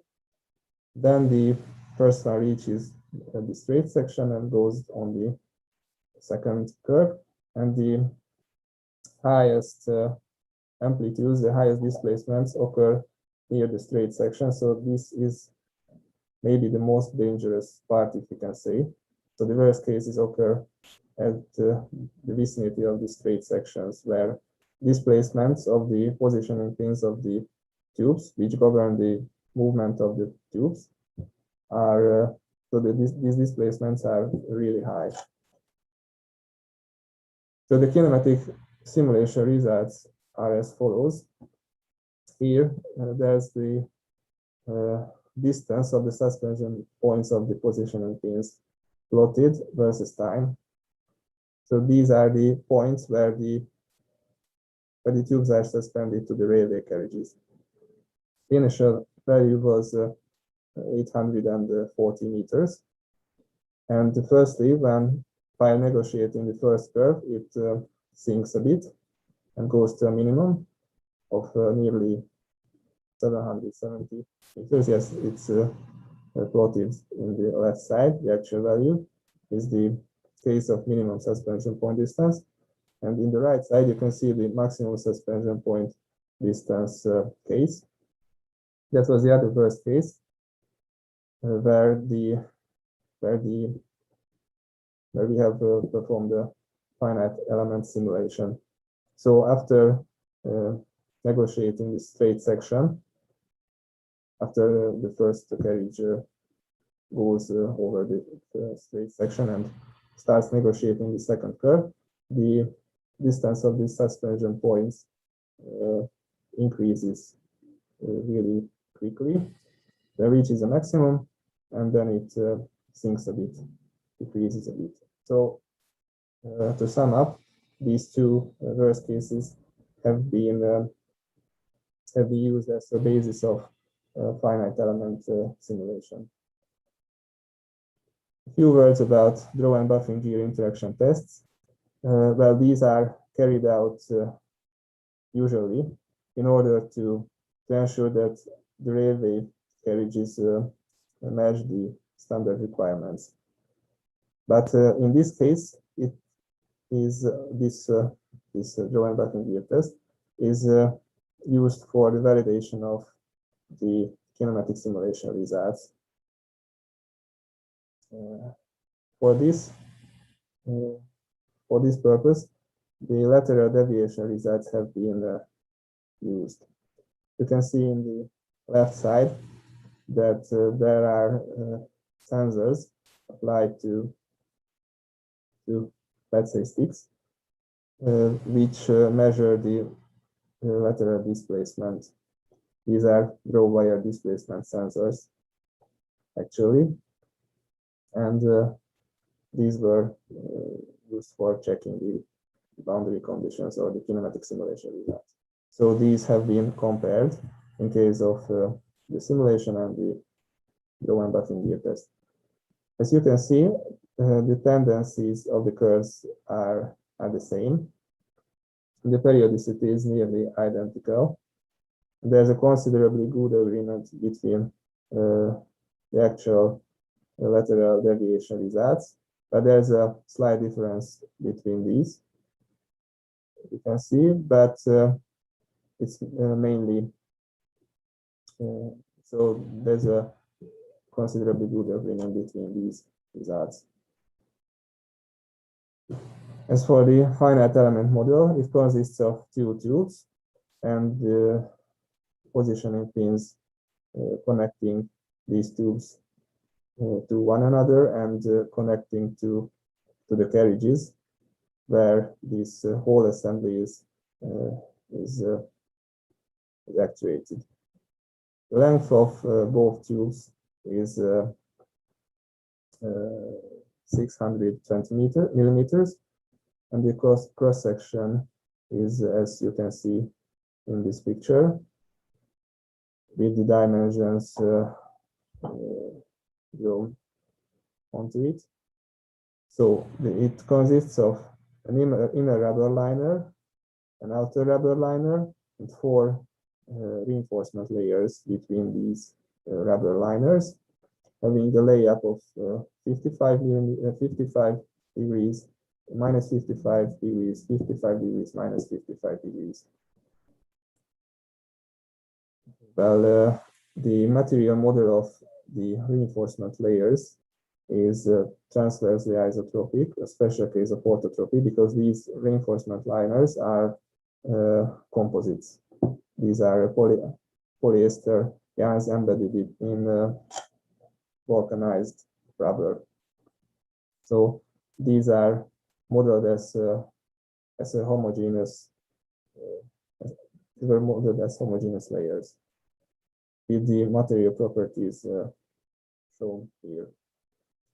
The rubber liners are made of EPDM EVA copolymer and are modeled by a two-parameter Muller-Rivlin model with the material properties listed here. And these material properties have been validated by a standard reflection test, as I've said before. It was a previously presented publication. So these tubes are governed by the prescribed displacements, which are the results of the kinematic simulation that I've been talking about before. And the actual values can be seen in this table. So there's a translational motion in directions x and z in a plane, and there's also a rotation between the vertical axis. And you can see a meshed illustration of the model, the mesh geometry of the model in the right picture. That was the case of no internal pressure. And in case of internal pressure, we've used model symmetry. So only a half model is considered. In the first time step, there's a 5-bar pressure applied to the inner lateral surface of the tube. And after pressurizing the inner lateral surface, the displacement boundary conditions are added to the model, or these are added to the model, and these are calculated based on the case of no internal pressure. And last but not least, we have carried out a failure analysis using the Tsai-Hill failure criterion. The XY, this failure criterion is very often used type, so it's really frequently used. This criterion is really frequently used. So X, Y, and Z are stress limits, tensile or compressive stress values in material direction 1, 2, and 3. Q, R, and S are shear strength. The tensile strength have been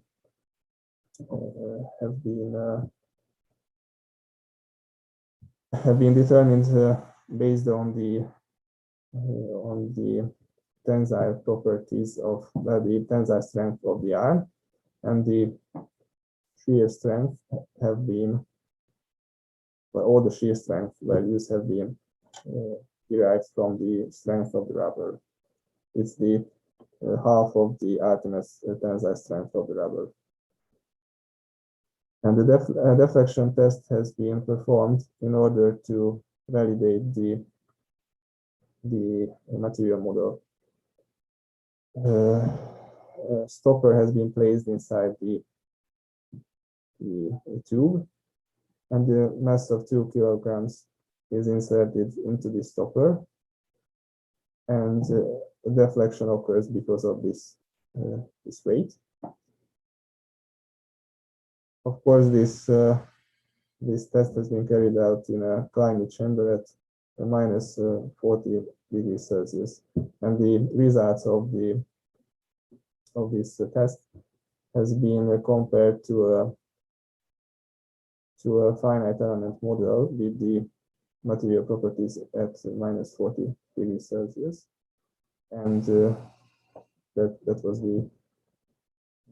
these were the steps of the validation. So let's talk about the results.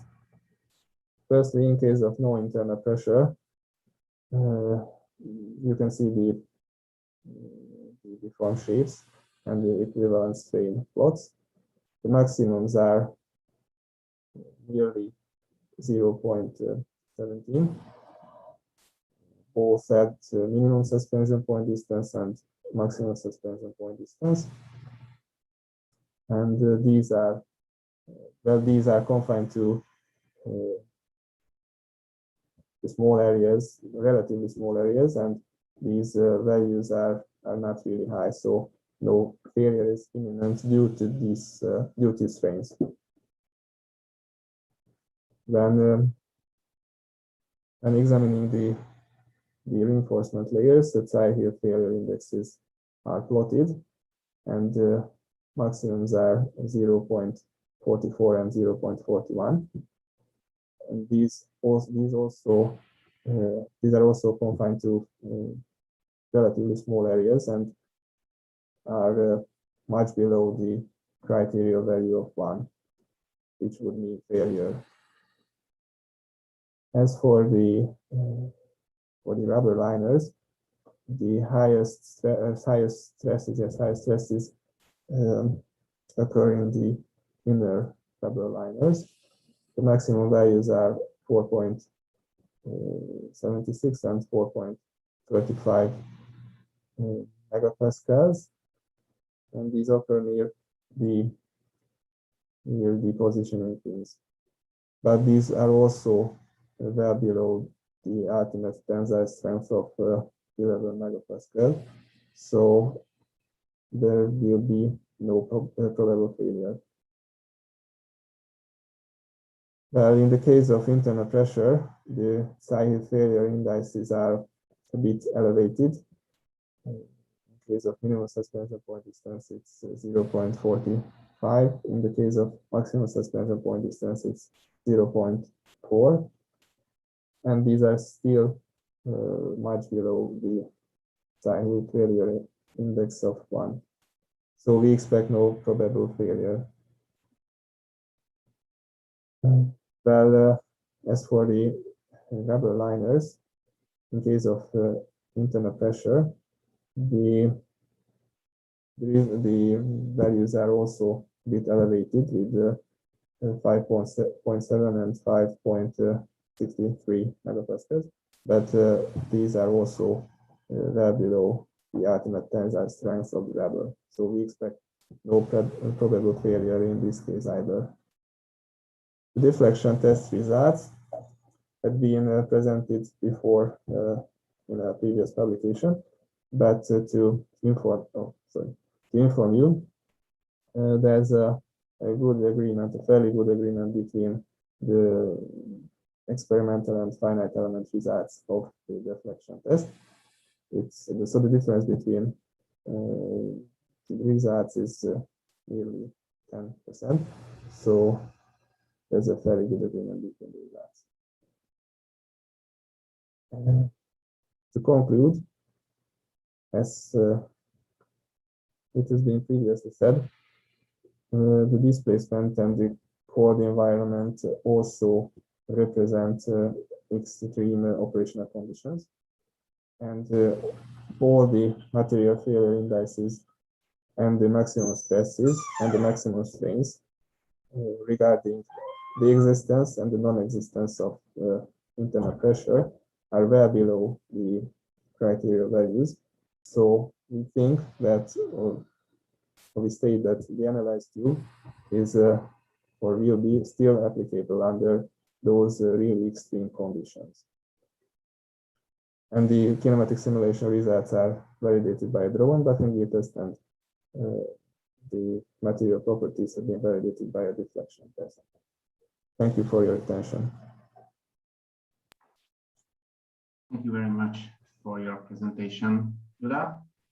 Are there any questions to Mr. Sabo in connection with this presentation?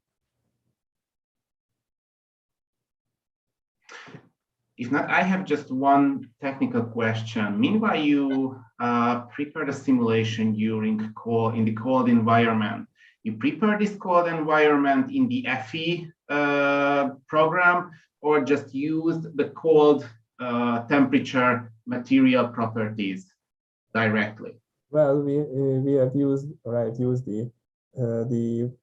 the cold material properties, or the material properties defined at -40 degrees Celsius, but there has also been a thermal stress analysis to model the effect of thermal shrinkage. That was included in the previous publication that I've referenced. Thank you much for your answer. I ask again, are there any other questions to the author? If not, thank you very much for your presentation. And let's see the next one. I would like to ask Mr. Molnar to take his presentation, which title is Analysis of Tip Relief Profiles for Involute Spool Gears. Jakob, I give you the word. Hi, everyone. Can you hear me? Yes, and we can see. Yes, thank you. Welcome. Thank you. Ladies and gentlemen, dear colleagues, in this presentation, I want to present you our research with Professor Attila Csoban and Professor Péter Zvircsik in the field of gear profile modification. First of all, I want to introduce myself. My name is Jakob Molnar. I'm a mechanical engineer, master student at the University of Technology and Economics in Budapest. I'm a demonstrator at the Department of Machine and Product Design. First of all, I would like to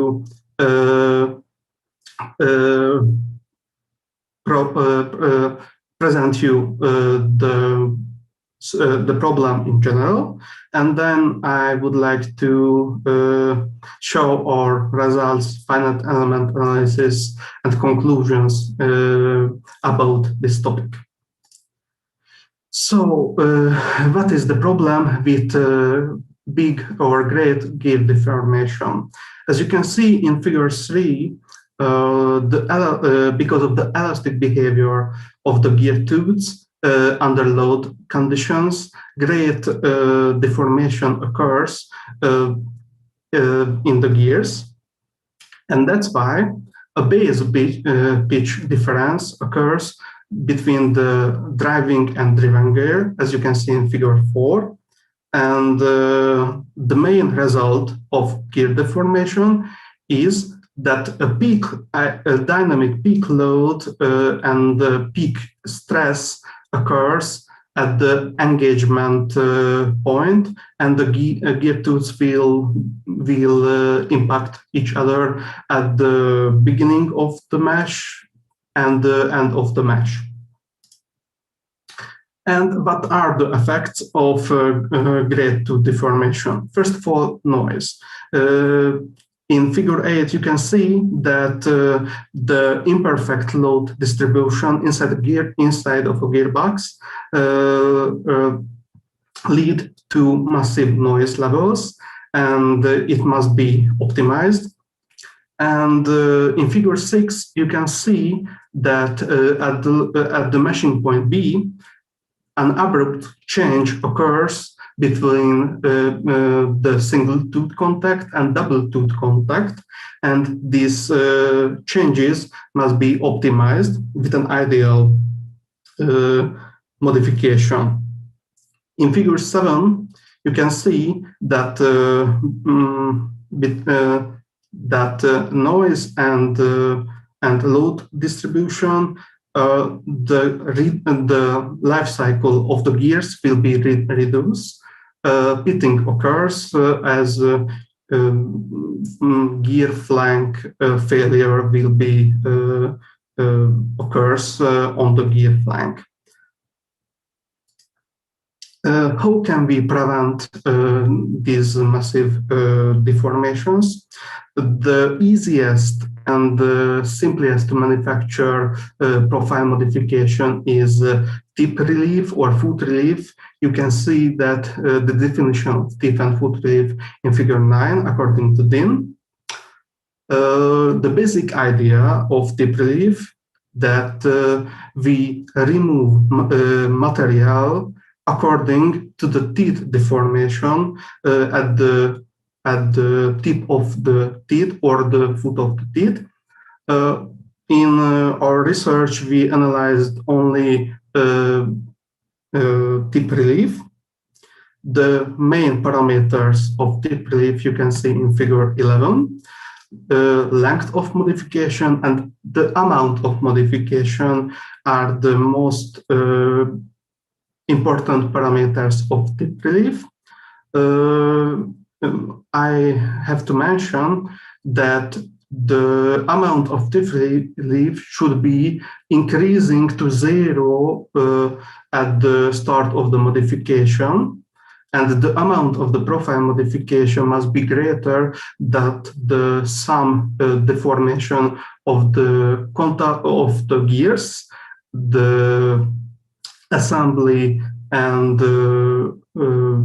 assembly errors and shaft deformations. How can we achieve tip relief in general? Tip relief is generally made in the grinding, so final machining process. But if we are using nitrogen as a heat treatment process, the gear deformation after the heat treatment process will be will be negotiable.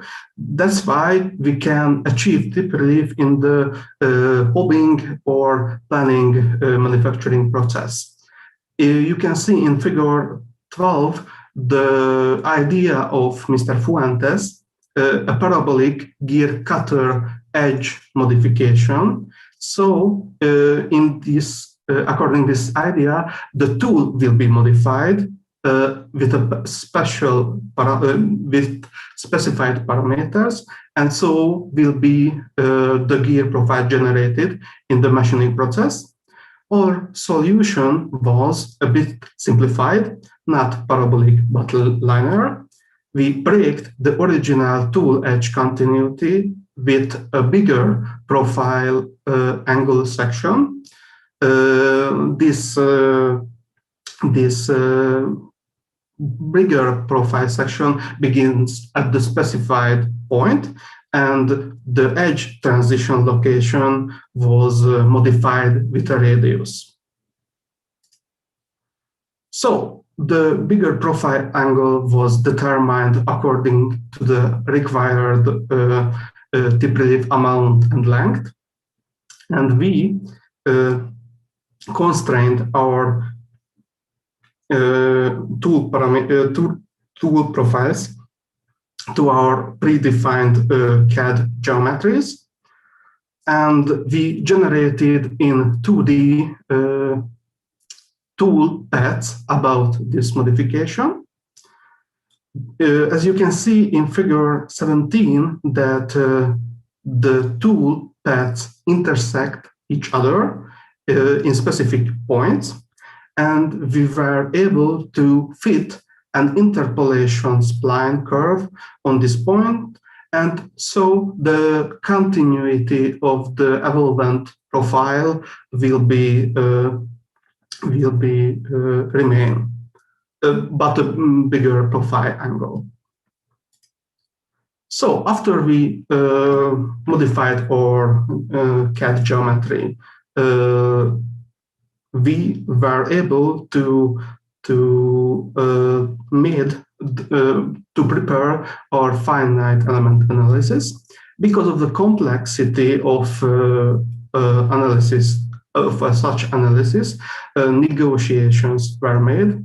We excluded the bearings and the shafts from the analysis, and only a section was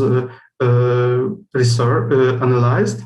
A 2D plane stress analysis was made. Only the gear bodies, only 6 gear teeth of each gear body was remaining. And as I mentioned, 2D plane stress analysis was made.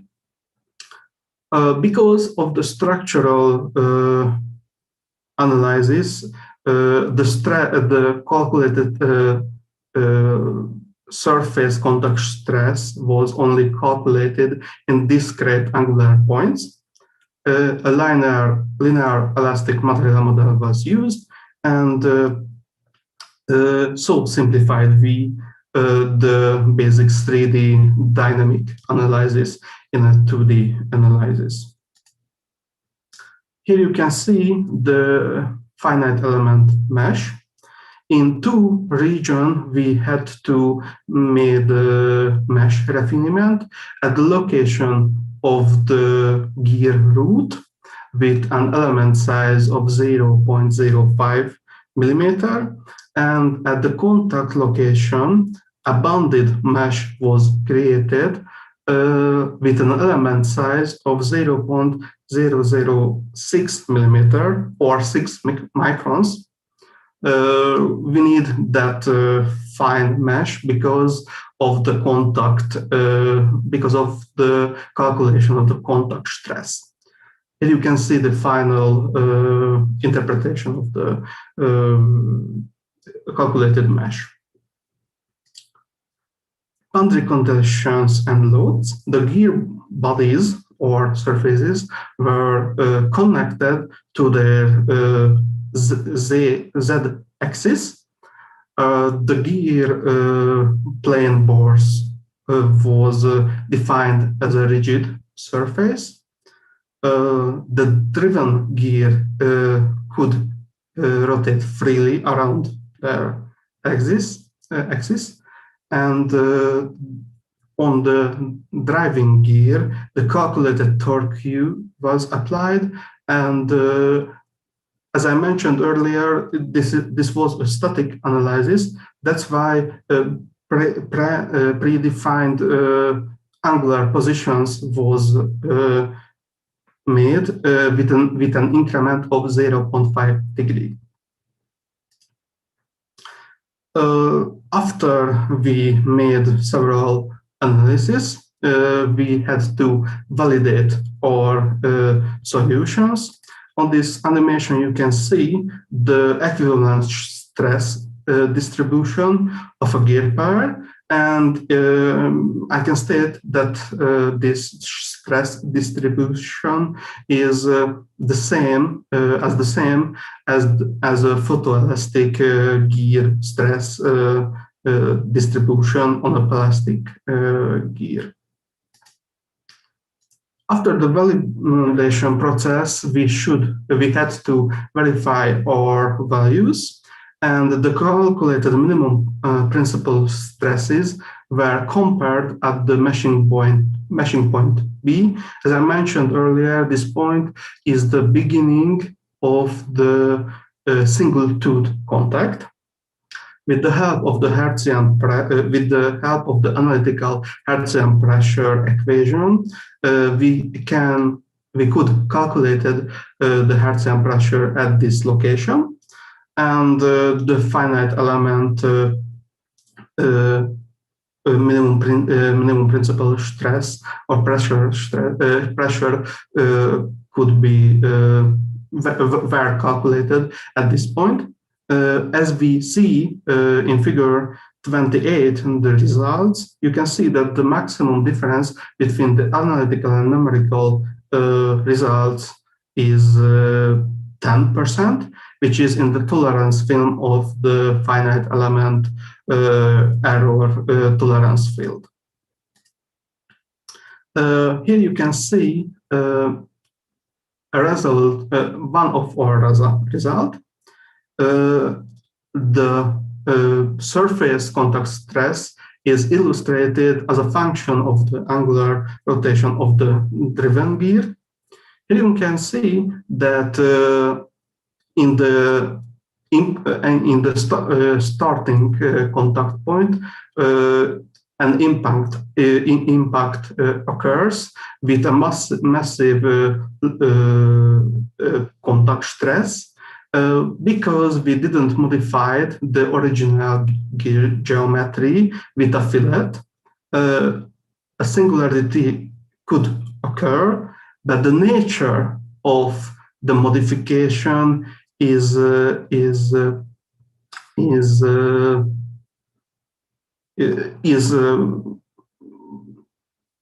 can see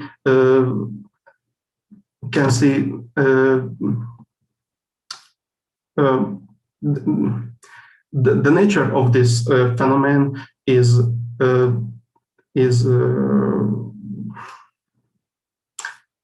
illustrated on this paper and is validated according our research. So if with the blue on the blue curve, you can see that with a linear tip relief made as a chamfer in the grinding process, the maximum peak stress increasing with 1000 megapascal, and on the black curve you can see the maximum contact stress made with a modified tool profile, and I can state that the nature of this modification is clearly validated, and as we can make several conclusions. First of all, the load distribution can be reduced at the engagement or impact point of the start of the meshing, and the contact stress at this point can be reduced to reduce the noise level and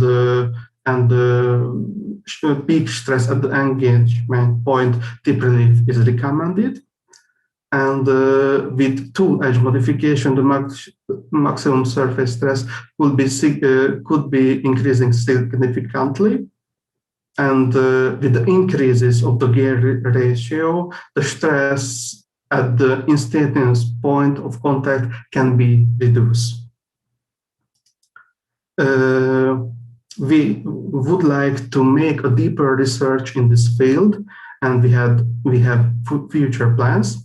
We would like to analyze the stiffness increasing effect of the heat treatment process and the different and the influence of different standard backlash types, and we would like to make a 3D dynamic stress analysis to make a proper to analyze the deformation of the shafts and the bearings more proper, because we excluded from this analysis.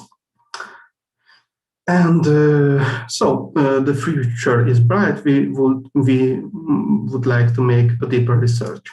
Thank you for your attention. And before we continue with the questions, I would like to say thanks to my professors and my friends and my colleagues to help me in this process. Thank you very much to make this happen.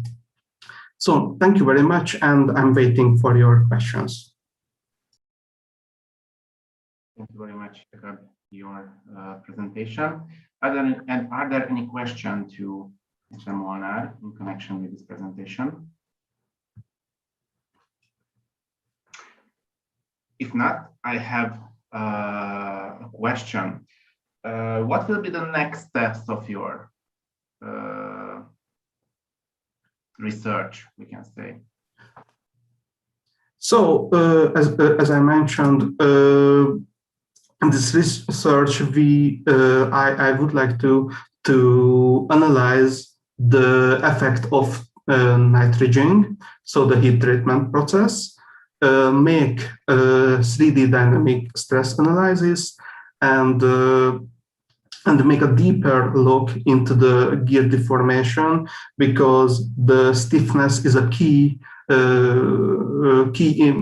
had a key importance in this analysis, and we can calculate the stiffness of the gears analytically, but numerically it's more a challenge, because you have to make the analysis more proper or finer with finer mesh size and so on. I hope I answered your question.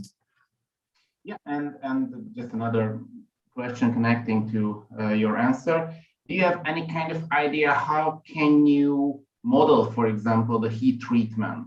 You mentioned that you would like to examine the heat treatment. What is the way what you would like to use during your analysis or further analysis? Yes, I don't know if the audience know the finite element module Dante. It's a heat treatment finite element calculation program, and we would like to make the heat treatment process in this with this finite element module, and so we can make proper nitrogen heat treatment results, because it's a very good question. The thickness of the nitrogen layers is very important, because without a nitrogen, it's very hard to guess the thickness of the process, and we can do it in a finite element program without any real heat treatment. Okay, thanks, Jakob. So, excuse me, Peter. So make sure you have your experiments ready so you can send us in a paper next February for the next conference in Ålesund, please. So try to be on time and have in mind that we hope for new papers on your research. Okay, thank you very much. Thank you. Thank you very much, Jakob. Are there any questions to Mr. Molnar in connection with the presentation? If not, thank you very much again, Jakob. And I would like to ask our last presenter in this session, Mr. Dóczy, to prepare his presentation. And the title of his presentation is Implementation of Bone Graft Adaptations FE Model in HyperMesh. Martin, I give you the word. Please start your presentation.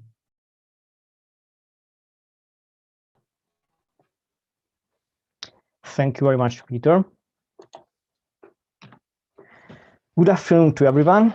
My name is Martin Dóczy, and I am a PhD student at the Department of Machine and Product Design at the Budapest University of Technology and Economics. I want to make you a short presentation about one of the parts of our research, which title can be here, how could we implement the bone graft adaptations finite element model in HyperMesh.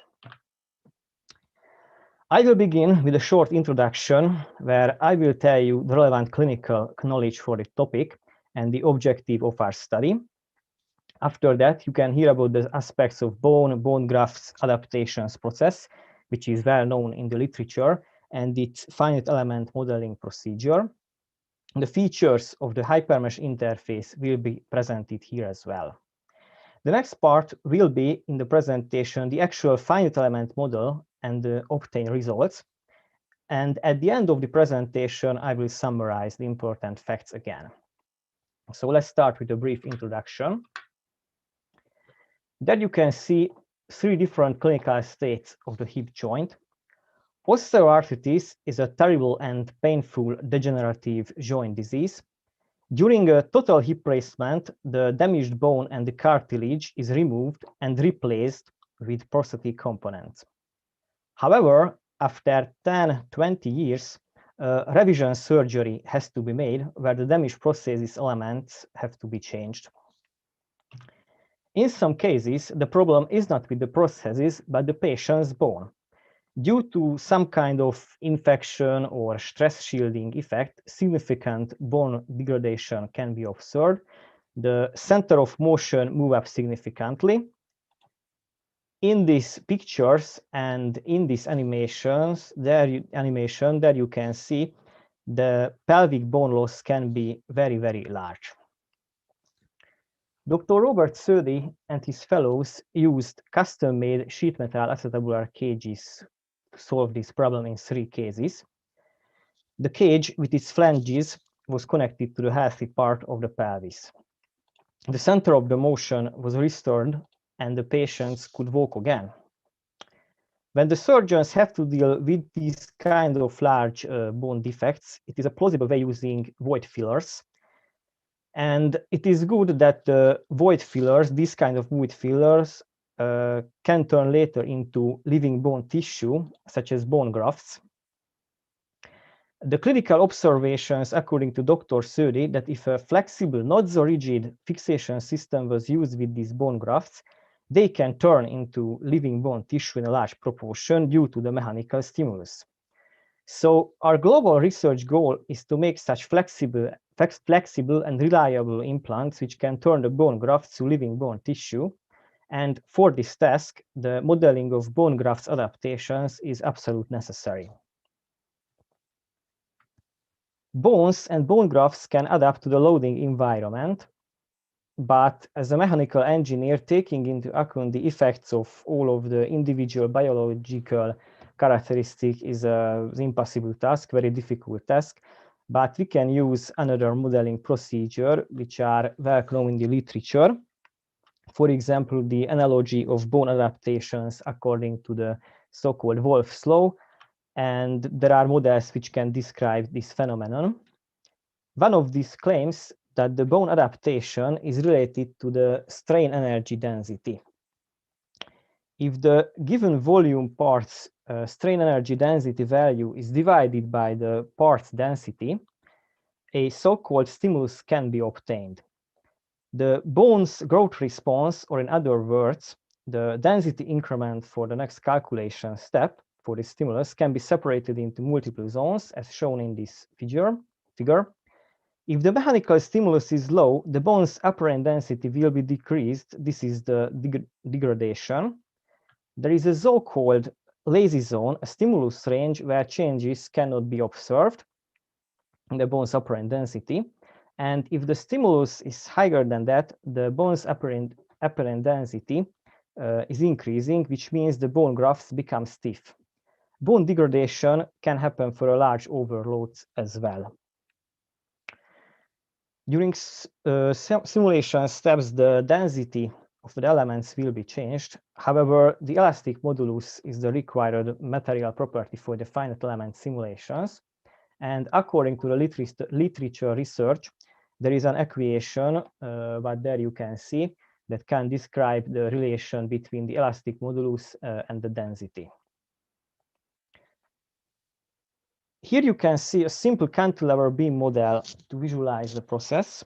The loading and the boundary conditions are presented here as well. It's a very simple but effective model. There you can see the hexahedrons, number of the 8-node hexahedrons mesh. This is a bone beam, so-called bone beam with a given density and elastic modulus and Poisson ratio. And this is a good example because in this animation, there you can see that the most loaded areas will become more stiff during the process. The density of the bone is increasing here. And on the unloaded parts of the beam, degradation can be seen. Here I stop the animation. And again, I tell you that on the outer edges, on this cantilever beam, there you can see the bone density is significantly higher, which means stiffer areas here and on the location of the load entry, and on the neutral plane and where no load transfer can be detected, bone degradation can happen. The initial density is decreasing. Let's see the hypermesh interface. In my opinion, hypermesh is a good choice for this very biomechanical research because it is a powerful preprocessor. The input file format is easily readable for the human eye, which is useful for simple programming tasks. and the possibility of TCL scripting, that I can script that a lot of material properties will be included in the input file, is very effective and useful as well. Here you can see the workflow. We used the Python programming language to make a framework for the process. The hypermesh generated input files were solved by OptiStruct. This is one of the inbuilt solver in HyperWorks. And we can obtain in the result file the strain energy density values for the elements. And using the Python and the graph adaptation algorithm, which is described firstly, graph adaptation algorithm, a new input file can be generated for the hypermesh, and this process will be repeated till the prescribed calculation step is not reached. Let's see now, in the next part is the actual finite element model. There you can see the geometry model. In order to get detailed observations, a pelvis model with a large acetabular defect was used. The geometry model was from a patient's computed tomography data. After the segmentation and the CAD work, a hemipelvis model was generated. The surgeon prescribed the center of the acetabular cage, and the graph geometry model was mainly in the direction of the maximum amplitude force vector from the gauge cycle. This is the most common loading of the implant and the graft. Near the acetabular defect, a homogeneous bone model was used. In the healthy areas of the pelvis, the material model was separated into spongiosous and cortical parts. In order to investigate the trends, a simplified model was used with banded connections everywhere. The model acetabular cage has no flange, so it cannot connect the pelvis. This will be discussed later. This is for the faster and for the simple calculations. First, a prescribed displacement at the center of the acetabular cage was implemented by the author's choice, and it was transferred with rigid bars. In this simulation, the reaction forces were calculated. The graph's initial density was the minimum density, 382 kilogram per cubic millimeter.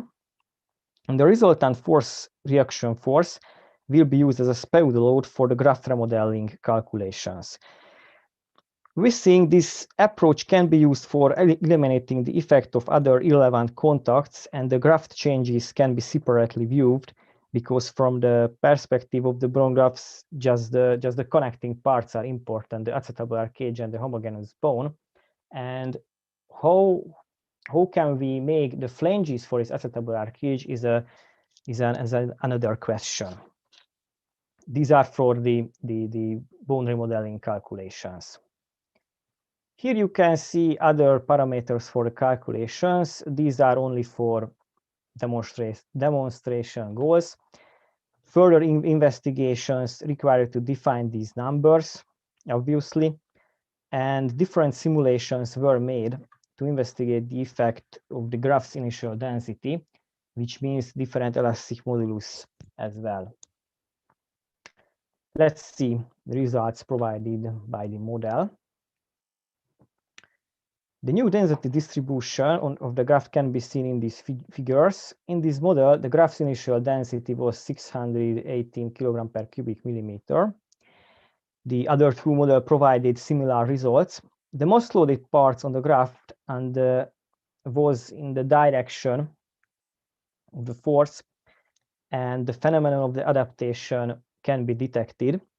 The bone degradation due to overloading was not considered in this model. This will be taken into account in a future research. And an interesting result, when using this equation and the so-called apparent mass approach, the different models can be compared. In the figure, it can be seen the changing of the apparent mass during the calculation steps with different initial densities. And there you can see the results in figure shows that bigger initial density means bigger apparent mass. At first glance, it is evident, But it can be seen that the difference between the apparent masses becomes a constant value as the number of the calculation steps is increasing. This information can be used for further implant development because it suggests that the same implant design can produce the same apparent mass growth after a given time, regardless of the graph's initial density in the investigated range. At the end of my presentation, let me sum up our main points. That the implementation of the bone graft adaptation was successful. The model can give qualitatively accurate results, which leads that the most needed areas could be detected. The effect of the initial density was explained previously. More important conclusion is that further sensitive analysis have to be done, including the effect, for example, including the effect of the slope of the algorithm, the boundary values of the lazy zone, and the effect of the overload, components of the prescribed displacement. It's obvious that there are many parameters that have effects on the results. However, implant development's main task is to find the trends which have a significant impact on the design. The authors want validation for the model, so actual X-ray images or computer tomography data will be investigated later. Yeah, and here are some sources, and I would like to thank you for your attention. Please let me know if you have any question. Thank you, Martin, for this nice paper and presentation. Congratulations again to your last year's Student Best Paper Award. And of course, we do hope you keep on with your research and also send in a paper, hopefully next year, to the next ECMS conference. Thank you very much. I hope to. Thank you very much, Martin, your presentation. Are there any questions to Martin in connection with this valuable presentation? If not, I have just one question. You mentioned different ways for validation and verification. How can we use these methods to validate these results? Thank you. I think I made an X-ray image compare program where I can load different X-ray images before surgery and after surgery, and control CT X-ray image as well. And with medical help from the doctor, we can detect the areas where bone change can be detected. And with this approach, we can locate these areas where this change was done, and this can be compared with the finite element results with sensitivity analysis, with the using of sensitive analysis, because I think this will be the most difficult task. Okay, thank you very much for your answer, Martin. Are there any questions to Martin related to his presentation? If not, thank you very much, Martin, for your presentation, and thank you very much for everybody, the four valuable and very interesting papers and presentations.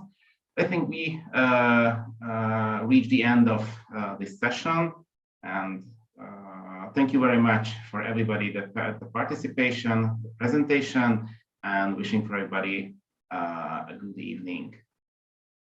Goodbye. Thank you very much again. Thank you, Peter, and have a good evening to everybody. Marwan, could you stay in the session a little bit longer, please, so we can have a chat about your talk tomorrow? Thank you. Thanks, everybody. Sure. Hope to see you again. Thank you. Goodbye, everybody. Bye-bye, everybody else. Thank you. Goodbye. Hi, Marwan. Hi. Sorry, I cannot turn my camera. I was not ready for this discussion. So how are you? I'm doing fine, but I think we are a little bit worried about your talk tomorrow. No, I have just dropped you both actually an email that I'm confirming that I will be the presenter for my talk tomorrow. So wonderful. For some reason, I thought that it's automatically a registration, but okay, now I know. Thanks for letting me know. So everything's fine. So I will be joining tomorrow. Good, thank you. Thank you very for the whole much. session. Thank you very much. Oh, I hope this okay. is off the records now. It's not recorded. Okay. Okay, I hope so too, but yeah. Nevertheless, thank you very much. See you tomorrow then. See you tomorrow. Thanks a lot. See you tomorrow. Bye. Have a good evening. Thank You you. too. Bye-bye. Thank you. Bye. Ciao.